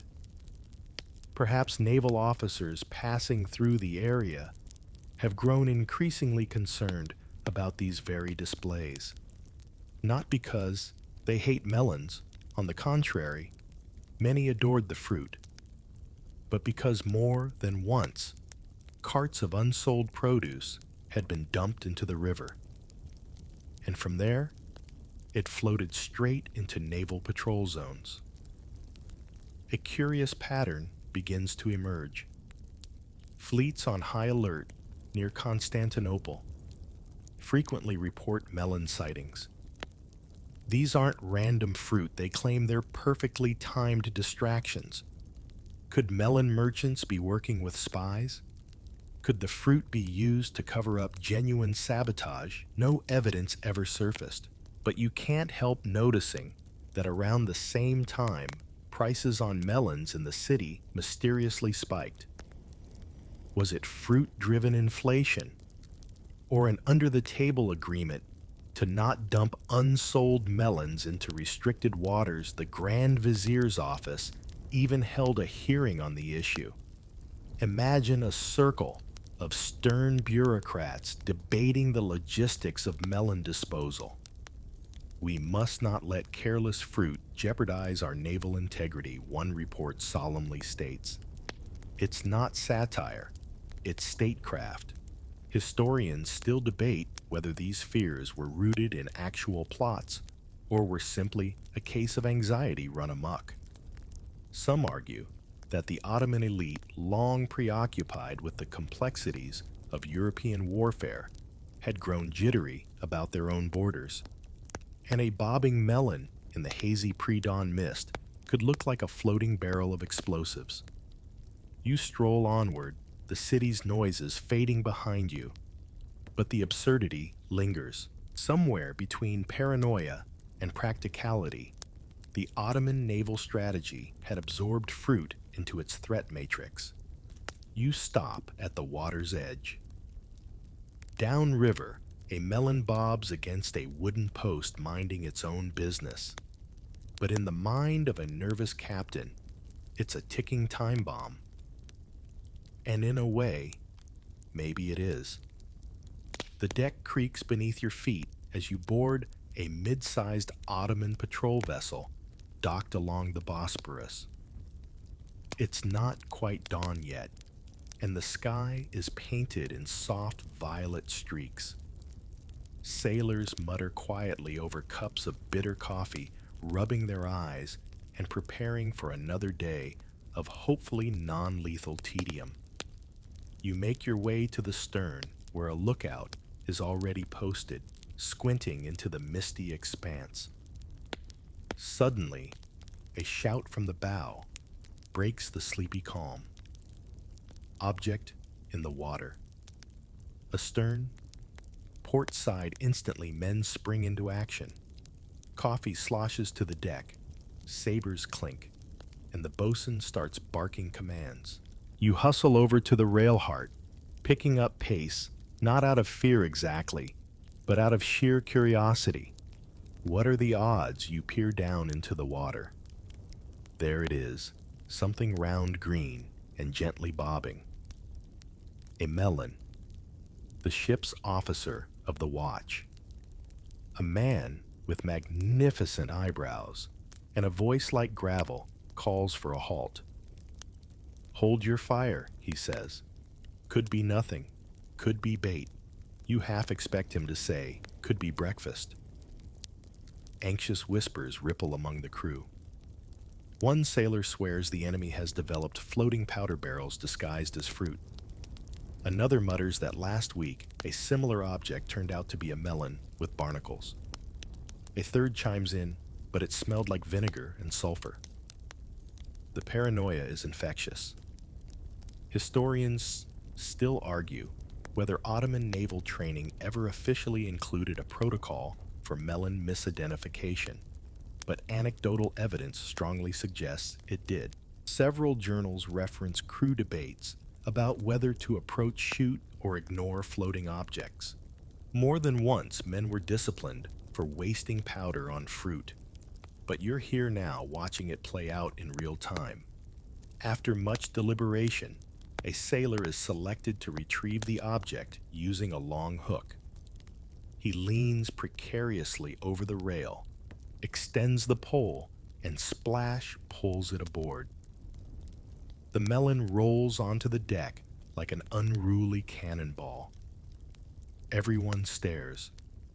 The deck falls silent. Then a soft thunk. Someone nudges it with a boot. No explosion, no hissing. Just a mild, fruity aroma. Relief floods the air, quickly replaced by embarrassment. The officer orders the melon removed. Someone suggests eating it, but the commander insists, no, we don't dine on potential threats. Later that evening, as stars blanket the sky and the crew settles back into routine, you overhear a conversation between two junior sailors. One sighs and says, "Remember when the enemy was like other ships?" The other nods solemnly. Now, it's produce. You chuckle, but also understand. Naval discipline and pride run deep, and so does fear. And when the line between caution and absurdity blurs, even a cantaloupe can feel like a cannonball. You wake to a ruckus on deck. Not the alarm bells of enemy fire, but something subtler, more ridiculous. It starts with a question shouted through a spyglass cannonball or cantaloupe. That's your morning wake-up call aboard this jittery Ottoman vessel. The sun peaks over the horizon, casting gold flecks on the waves. A series of round floating shapes trails ahead. Again. You shuffle toward the rail with a familiar sigh. The captain is already pacing, muttering it's happening again. He's referencing, of course, the now weekly spectacle of Fruit Panic Day. Sailors gather pointing and speculating. Some swear the roundness is too perfect, too manufactured. That one's definitely packed with powder, says one. Another replies, then you swim out and check. It's an honest problem, really. You glance at your naval manual, dog-eared and stained. Tucked in the back is a memo hastily copied. In light of recent confusion between explosive and organic objects, all floating spheres are to be approached with caution unless clearly punctured or hollow sounding. Helpful? Not exactly. A group is dispatched with poles and nets. You trail behind as they launch a rowboat to retrieve the suspected threats. The rowing is silent ceremonial even. There's a reverence to this absurd ritual now, like retrieving cursed relics rather than discarded groceries. The lead sailor snags the first object. It wobbles in the net-striped skin, waxy sheen firm to the touch. Another melon, another sigh. But this one is different. One sailor leans in and notes it has a carved notch in the side. "That's not normal," he mutters. "Could it be modified?" A spy's trick. Historians still argue whether any actual melon bomb hybrids existed, but rumors persisted. One tale described a hollowed melon packed with black powder designed to detonate upon impact. Scholars consider it implausible melons lack structural integrity after all, but the myth endured. You lean closer. Turns out the notch is just a bite mark. Some poor merchant had likely nibbled it, found it overripe, and tossed it into the current. The Navy, on edge and underslept, assumed espionage. The rowboat returns, crew grim-faced but melon-laden. The captain orders the deck scrubbed, the logs updated, and the fruit composted in accordance with naval hygiene policy. You suspect he just doesn't want it mentioned in the report. Back on deck, an older sailor shares a theory. They send them, Venetians, melon bombs, to mock us. You nod, as if convinced. In war, even jokes can be weapons. Later, during a lull in duty, one sailor starts carving a face into another melon. The resemblance to a certain officer is uncanny. Laughter spreads in hushed tones. The melon rolls gently with the ship's sway, as if quietly judging your entire fleet. The mood lightens, but the lesson sticks in a world where the shape of a threat changes daily. Sometimes your worst enemy is your own imagination. It's a heavy day on the Bosporus, both weather-wise and morale-wise. The air hangs damp and still as your ship patrols the familiar channel. You're back at your post, one hand on the rail, the other shading your eyes as you scan the water. You're not looking for sails or smoke or enemy signals. No, you're watching for melons.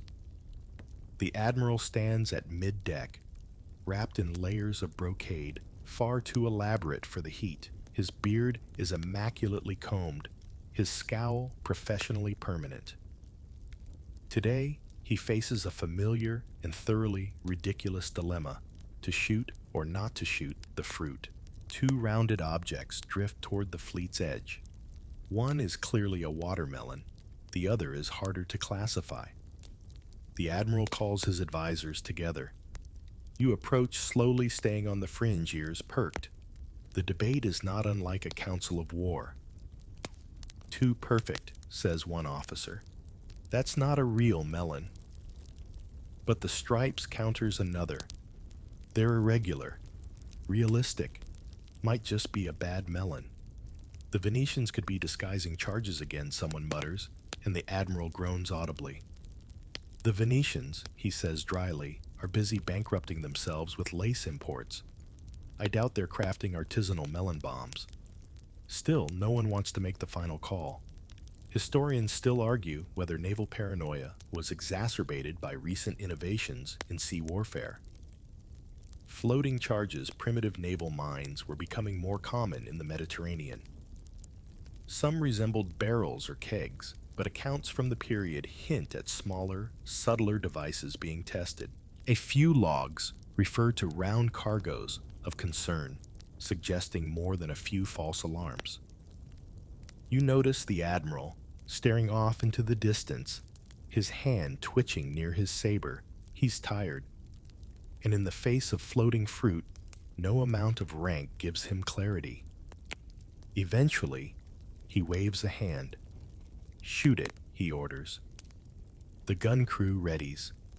A single cannon is aimed. You plug your ears out of habit.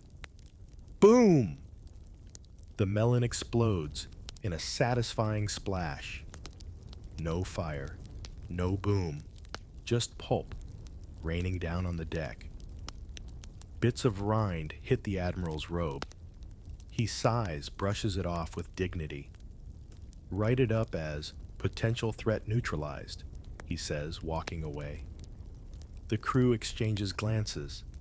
You can almost hear the collective thought. Again. That evening, during supper, melon slices appear on the mess table. One sailor holds his slice suspiciously, sniffs it, and whispers Venetian trickery. Laughter erupts. But even in jest, the fear lingers.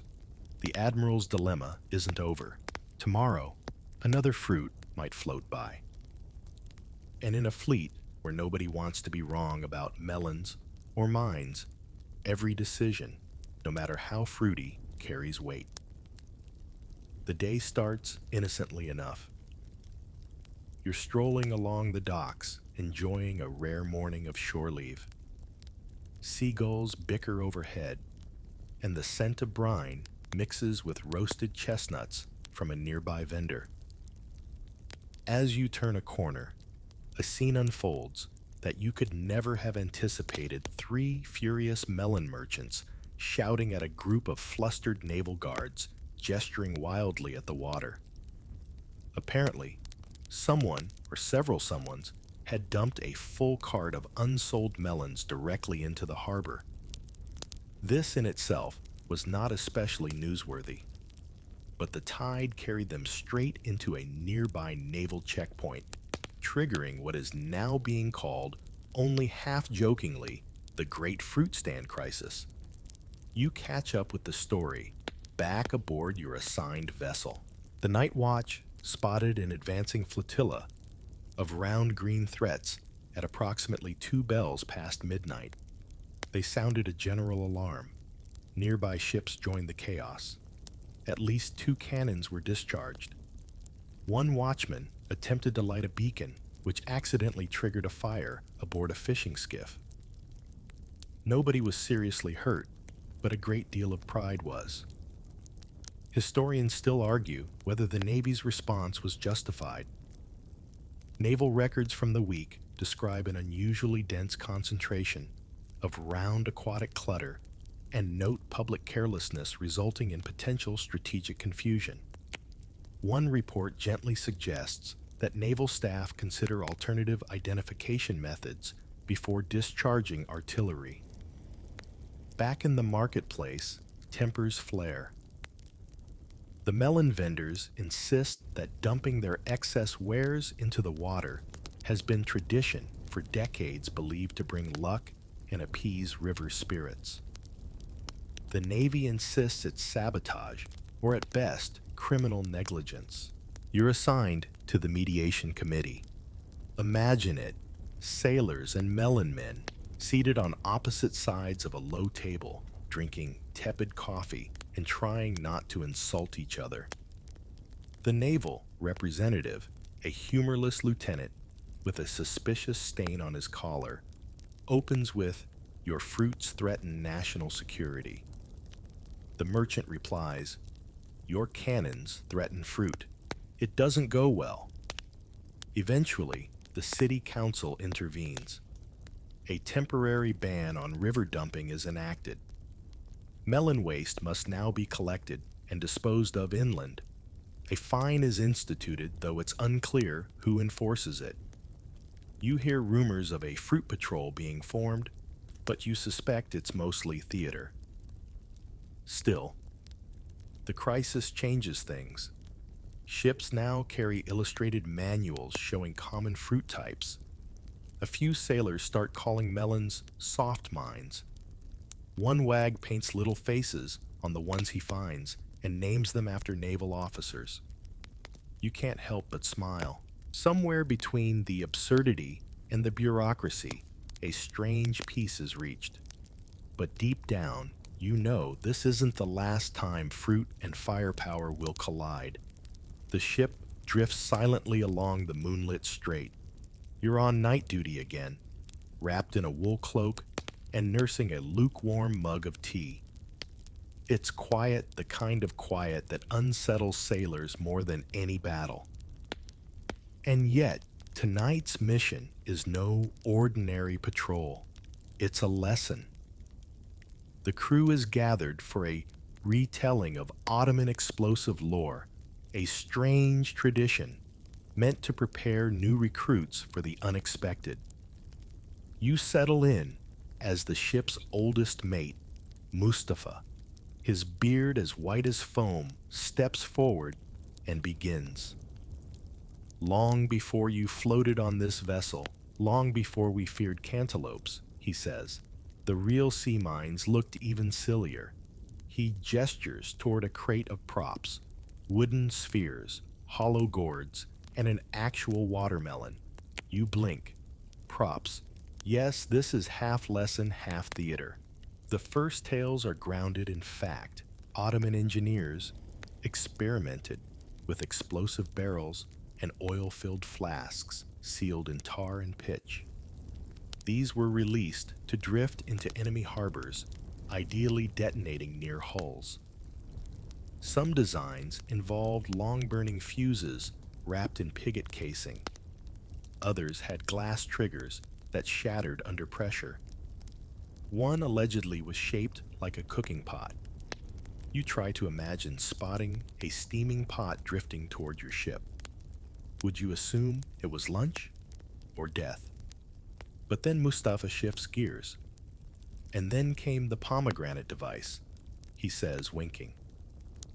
No official records confirm this, but oral accounts describe a cluster of pomegranates filled with sulfur powder bound together by goat twine designed to scatter on contact like ancient depth charges. Historians still argue whether this was real or an elaborate sailor's prank. Still, it's been passed down for generations, and that counts for something. One recruit snorts. Why not apples stuffed with gunpowder? Mustafa doesn't flinch. We tried that. They kept sinking. The crew laughs, but the tension lingers. For every joke, there's a kernel of truth. You recall stories of 16th century Venetian divers planting underwater charges beneath Ottoman ships, using sheep bladders as flotation aids. Strange times. Stranger methods. As the lesson wraps up, you realize something: the line between real and absurd in naval warfare has always been blurry. If someone floated a bomb, disguised as a squash, would you believe it? Would you fire? You lean on the railing, staring into the inky water, wondering which floating shapes are innocent and which are part of the next chapter in this bizarre arms race. The night is thick with fog, the kind that muffles sound and blurs edges. You're back on patrol, the Bosporus more ghostly than usual. Lanterns flicker dimly, and visibility is barely a ship's length. Tension clings to every timber of the deck. Then a voice cuts through the stillness. Multiple objects starboard. Everyone freezes. You peer into the murk eyes, straining. Shapes are moving, dozens of them low in the water, spaced out like an approaching fleet. The command is swift. Ready the guns. Except, of course, they aren't ships. As the haze shifts, it becomes clear. Melons. A full convoy of them. Maybe 20 bobbing, gently catching the lantern light in that maddening, almost metallic sheen. And for a moment, everyone forgets how to breathe. The officer in charge, a recent academy graduate with a jaw too square to be trusted, assumes the worst. Sabotage, he declares. A distraction. They're covering something. The crew snaps into action, half eager to prove themselves, half dreading the implications. Historians still argue whether this exact event, what would later be nicknamed the floating fruit convoy panic, was orchestrated or coincidental.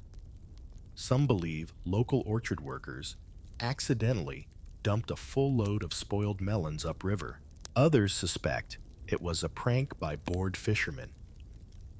One particularly colorful theory accuses Venetian spies of staging it just to test Ottoman naval response time. But to you, standing in that fog, it doesn't matter. What matters is the sheer absurdity of men with swords and muskets trembling before a flotilla of produce. The guns are loaded, but no one fires. One sailor mutters that it feels wrong to shoot at something so sweet. Another suggests boarding one to investigate. A third says, "What if they're poisoned?" That earns him a look, but no retort. Eventually, the admiral summoned mid-nap arrives and surveys the situation. His eyes narrow. His robe is inside out. He says nothing for a long time. Then finally, "If this is a trap, it is the most delicious one I've ever seen." The crew chuckles. The mood breaks. A rowboat is dispatched. The fruits are collected, inspected, and after much debate, chopped up for supper. You chew your slice slowly, savoring the cool, grainy sweetness. And yet the logs record the night differently. Officially possible foreign interference was noted. A new line is added to the patrol guide. Investigate all floating produce with caution. Avoid wasteful engagement unless melon exhibits signs of tampering. It's not the last time you'll face fruit under fire. But it's the first time you realize how much fear relies on fog silence and the wild stories we tell ourselves when we don't know what we're seeing. Morning comes with paperwork. Not cannon fire, not fog, not enemy sails, but parchment stamps and frowns. You're seated below deck at a long table with ink-stained sailors, each hunched over yet another revision of the new naval guidelines, Floating Object Identification Protocol, Edict 2. It's official. Melons are now a bureaucratic concern. After the latest fruit incident, the Navy has decided to stop relying solely on instinct. Instead, a list of characteristics will help distinguish between benign fruit and plausible explosives. You skim the draft memo. If the object is spherical but irregular in texture, likely fruit. Round with symmetrical ridges. Investigate for casings. Emits scent of sugar or rot. Fruit. Tethered or gliding against current. Possible device. Bears teeth marks. Presumed snack. You raise an eyebrow. Teeth marks, someone shrugs. Better safe than sticky. A crusty officer stands at the front reading aloud from his own notes with grave solemnity. Henceforth, he declares any spherical object larger than a hen's egg and smaller than a cannonball must be subjected to visual analysis, scent test, and if necessary, a poke. You try not to laugh, but fail. Historians still argue whether the fruit protocols, as they came to be known, were a serious attempt at reform, or just naval theater meant to save face. Copies of the document survive in archives annotated with snarky marginalia, like ad figs or grapes. Don't float ignore. One record even includes a sketch of a particularly smug-looking cantaloupe. The Admiralty takes it very seriously, though. A fruit taxonomy chart is issued to every ship. Illustrations show friendly melons, suspicious squashes, and one dreaded unknown gourd believed to have caused panic off roads. Soon after training drills begin, sailors are lined up and quizzed with wooden models, pumpkin or pressure mine durian or barrel charge. Laughter echoes down the corridors, but so does a quiet sense of pride. At least they're prepared now. Maybe. Back on deck, you overhear a young sailor reciting the new rhyme. If it floats and it smells, it's a snack from the swells. If it hums or it shines, it's a trick of our lines. You smile. It's silly, but it's working. That night, when another melon appears in the water, no one panics. The crew identifies it, nets it, logs it, and composts it all without drawing a sword. And for the first time in weeks, the ship sleeps without twitching at the sound of splashes. You're posted ashore today, enjoying the relative calm of the Constantinople harbor quarter, until, of course, chaos returns in the form of yelling. Loud, melodic, and very, very angry yelling. You follow the noise to the city's central records hall, where an improbable delegation has assembled. 4 melon merchants, wrapped in stained aprons and smelling faintly of sugar and vinegar, stand fuming at the clerk's window. One is brandishing a half-crushed fruit like a weaponized exhibit. They've come to file a formal protest against the Navy. Turns out, last week's patrol boat incident did more than bruise naval pride. It also destroyed a merchant's entire floating delivery of high-end melons en route to a sultan's summer feast. The sailors, panicked and overzealous, had intercepted the cargo midstream and blasted it into fruit salad. The merchants are demanding compensation. 12 crates of imperial-grade honeydews. The lead vendor barks vaporized by people who can't tell a melon from a mine.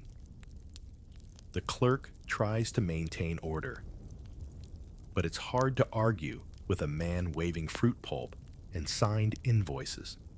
You scan the protest letter. It's official, complete with wax seal and florid Ottoman calligraphy. The demands include not just repayment, but a guarantee that fruit-bearing barges will be granted naval safe passage and wonderfully mandatory melon education for all deck officers.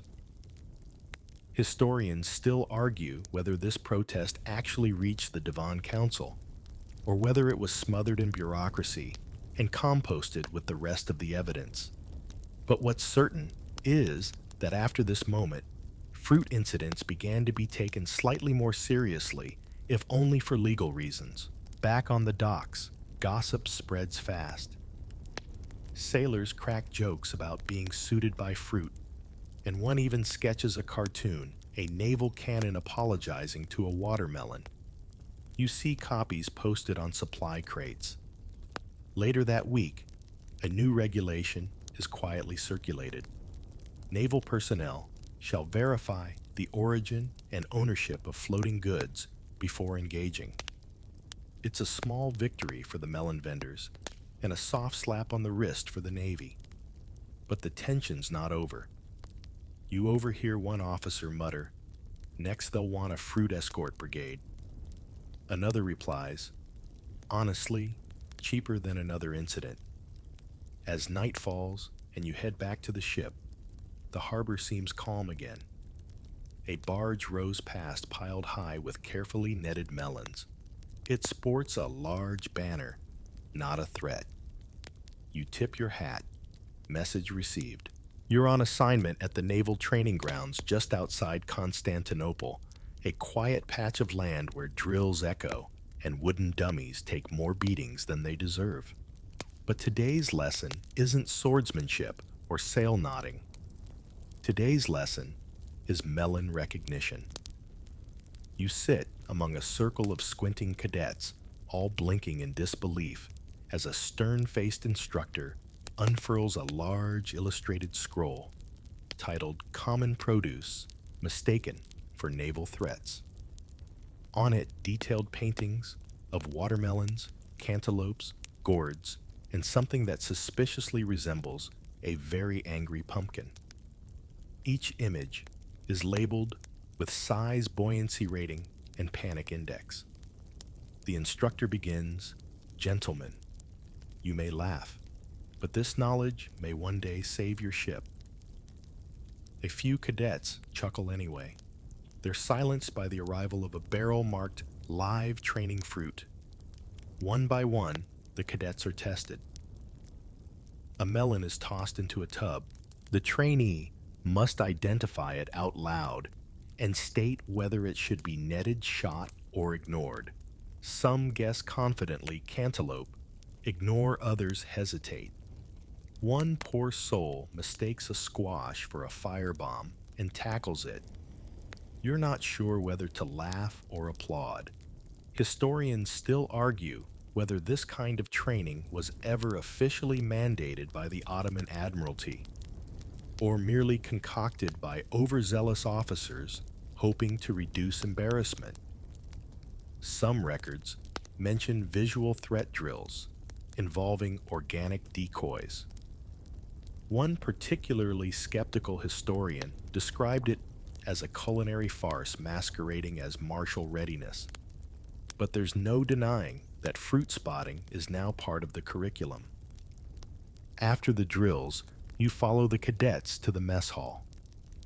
On the wall is a new poster, "Know Your Enemy," from eggplants to explosives.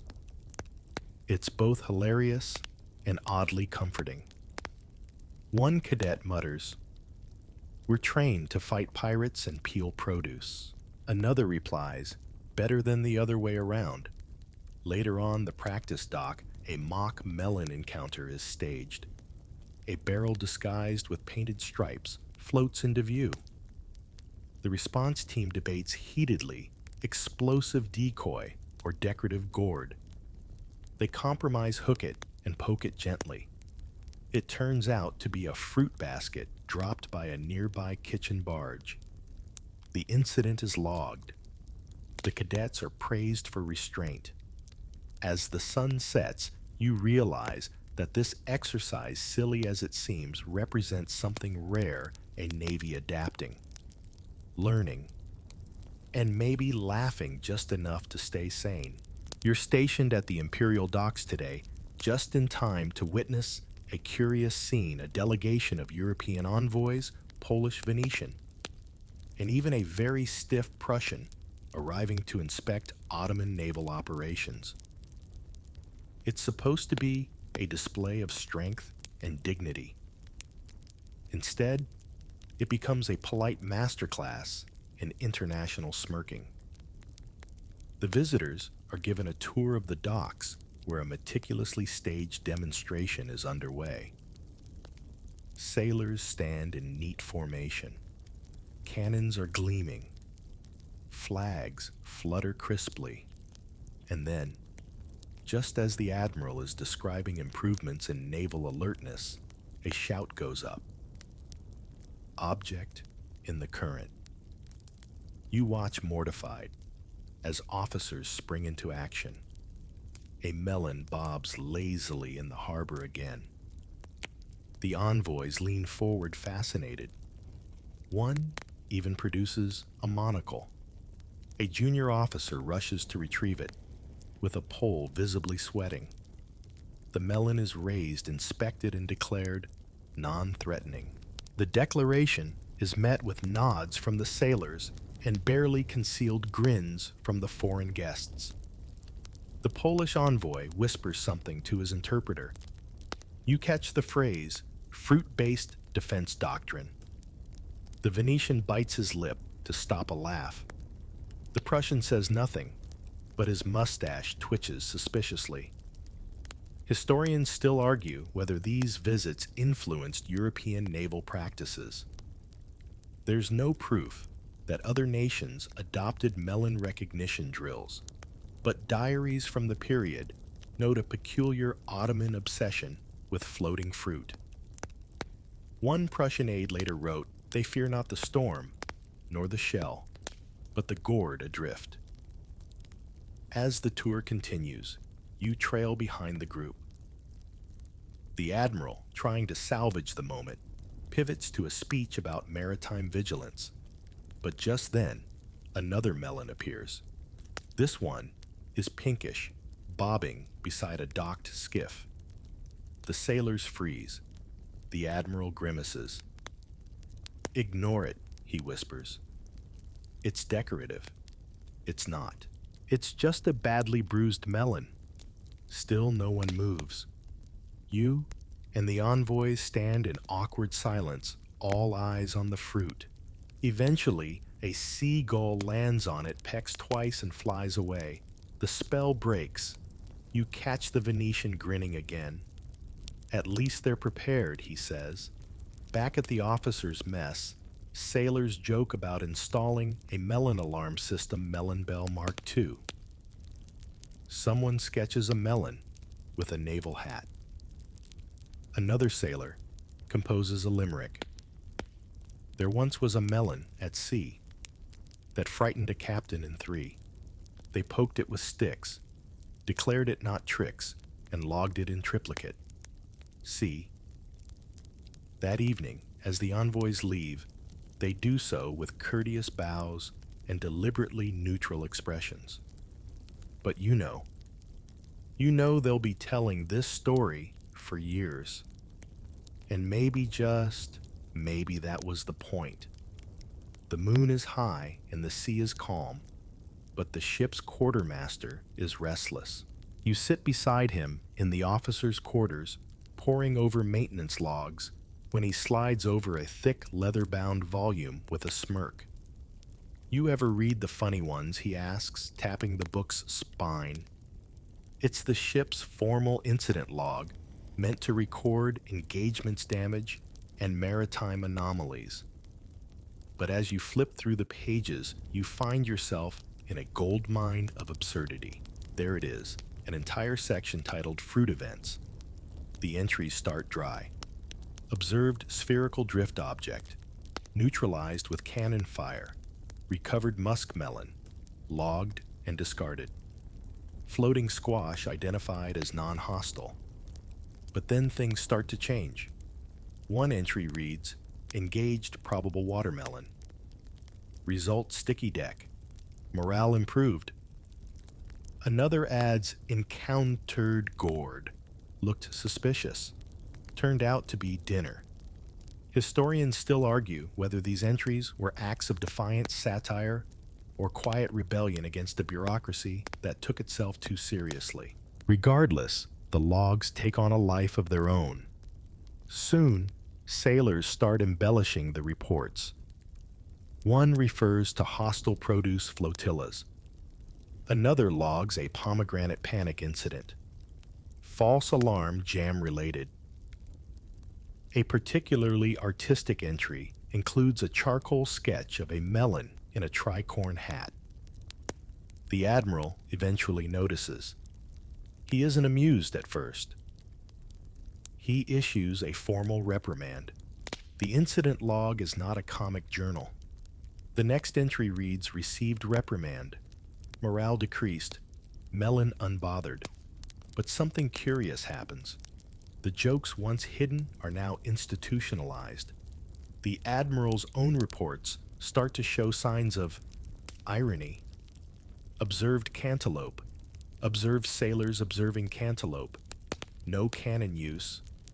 Growth noted in restraint and judgment, possibly spiritual.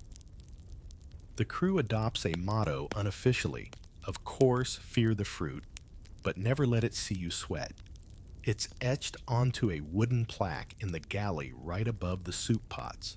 One night, after too much plum wine, a sailor pens a sea shanty. Oh, the melon. She rolls on the tide with her secrets and seeds deep inside. We don't shoot no more, we just watch from the shore and salute her with wary-eyed pride. You fall asleep that night to the soft creak of wood and the whisper of the sea. Somewhere on deck, someone's carved a grinning face into a gourd and left it by the compass. You're not sure if it's meant to be a joke or a new guardian idol. Either way, it feels right. It's just past midnight and the sea is glass. The kind of eerie stillness that makes even seasoned sailors pause before speaking. You're aboard a small escort ship patrolling near the mouth of the Dardanelles. It should be routine. It never is. A lookout murmurs, "Something's moving." You peer into the darkness, and there it is, round pale and rolling with slow menace. It's another melon, but this one feels different. The crew snaps to attention, eyes narrow. This isn't just any melon. It's a lone, large, glowing faintly in the moonlight. The lookout whispers, "That's not a fruit, that's an omen." The commander approaches, robes rustling, his face tight with dread. This again, he mutters, but doesn't laugh. He remembers the other incidents. The fruit that tricked us in Smyrna, the honeydew debacle of Rhodes. He's seen too many supposed snacks nearly cause mutinies. Historians still argue whether this final melon panic was recorded honestly or retroactively dramatized by bored clerks. But several documents agree a naval operation intended to intercept smuggler vessels was delayed 2 full hours due to unverified spherical object interference. Tonight, that interference rolls calmly beside the hull. A small debate ensues. One sailor wants to hook it, another wants to ignore it. A third simply stares at it, whispering a quiet prayer to St. Nicholas. Eventually, a midshipman leans over with a gaffing pole and gently taps it. No explosion, no alarm, just a hollow, soft thunk. The melon turns slowly in the water, revealing a curious mark, a carved spiral. Gasps ripple across the deck. Venetian sigil, someone mutters, occult symbol. The commander steps forward and squints. That, he says, is the rind cracking. They fish it out. It's a honeydew, overripe, probably dumped from a barge upstream. Still, the damage is done. The smuggler interception fails. By the time the fleet resumes movement, the contraband ship has vanished into the haze. The log reads delays due to navigational confusion caused by unidentified melon-like object. No punishment is issued, no fingers are pointed, but the legend spreads. By morning, it's all anyone talks about. The last melon panic, they call it, the end of an era. You overhear 2 young sailors reminiscing. Remember when the sea just had sharks? The other shrugs. Sharks don't float like that. That evening, a quiet ceremony takes place. A barrel of composted fruit is pushed into the water with a soft splash. It drifts peacefully toward the horizon. You watch it go, half expecting it to turn around and come back. Morning breaks with a kind of golden stillness. The water glimmers, the gulls wheel lazily overhead, and you, seasoned, steady, no longer startled by spherical produce, lean against the rail, watching the crew move with quiet efficiency. It's peaceful, strangely so. Today, the ship isn't bristling with tension. There are no drills, no shouts about possible aquatic invaders. The fruit checklist lies folded on a barrel, sun-bleached and barely referenced. It seems the age of melon panic is finally ending. Behind you, two officers share tea. No fruit sightings all week. One remarks. The other nods. I miss it honestly. The change didn't happen overnight. It began with a few city ordinances, most notably a new composting policy that required all unsold produce to be taken to municipal gardens, not dumped in the river. It sounds laughable, but it worked. Historians still argue whether the calm came from improved naval awareness or better waste management. Either way, the melon sightings declined, and with them, the panic. Now, the Navy has returned to more conventional concerns: smugglers, minor pirates, sea conditions.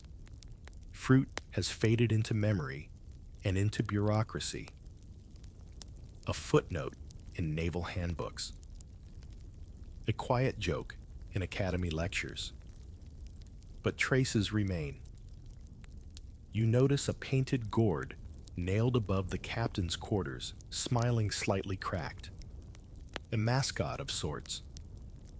Below it, a tiny plaque: Fear the fruit, trust the crew. In the mess hall, sailors share old stories. The honeydew that delayed a siege. The cantaloupe that received a full honors burial. The watermelon that got promoted in jest. You sit among them, sipping warm, oversweet tea, letting their laughter wash over you like a tide. These memories, absurd, sincere, oddly beautiful, have become part of your world now. Part of what binds the crew. A shared, sticky absurdity. Outside, a small fishing skiff rows by its net, full of ordinary fish, and one rogue melon. The sailors glance, pause, then shrug. No panic, no cannon, just peace. The sun dips lower, and the ship glides onward through a sea as calm as glass. The creaking of the timbers, the steady lap of water against the hull. Everything slows, now softens. The crew, once restless, now moves with that gentle certainty born from familiarity. Somewhere below deck, a faint lullaby begins, an old sailor's tune. Nothing fancy, just a few hummed bars about rivers, about winds, about the old days when even melons were monsters. You close your eyes and let the motion of the ship lull you. No alarms now, no floating threats, just the occasional flap of canvas, the scent of salt and citrus hanging on the evening air. The world is still absurd, of course. Sailors will still whisper about the melon flotilla, about the admiral who feared gourds, about the one honeydew that stopped an entire fleet. But they'll whisper with a smile now. In time, even that will fade, become a strange footnote in a dusty logbook, or a bedtime tale for a new cadet. But tonight, it lives on. In this slow drift, in the warm wood beneath your hand, in the peace of knowing that for once, everything is in its place. You shift slightly in your hammock blanket, tucked just right. The lantern flickers low, and somewhere far off, a melon rolls gently into the current, scene noted and left alone.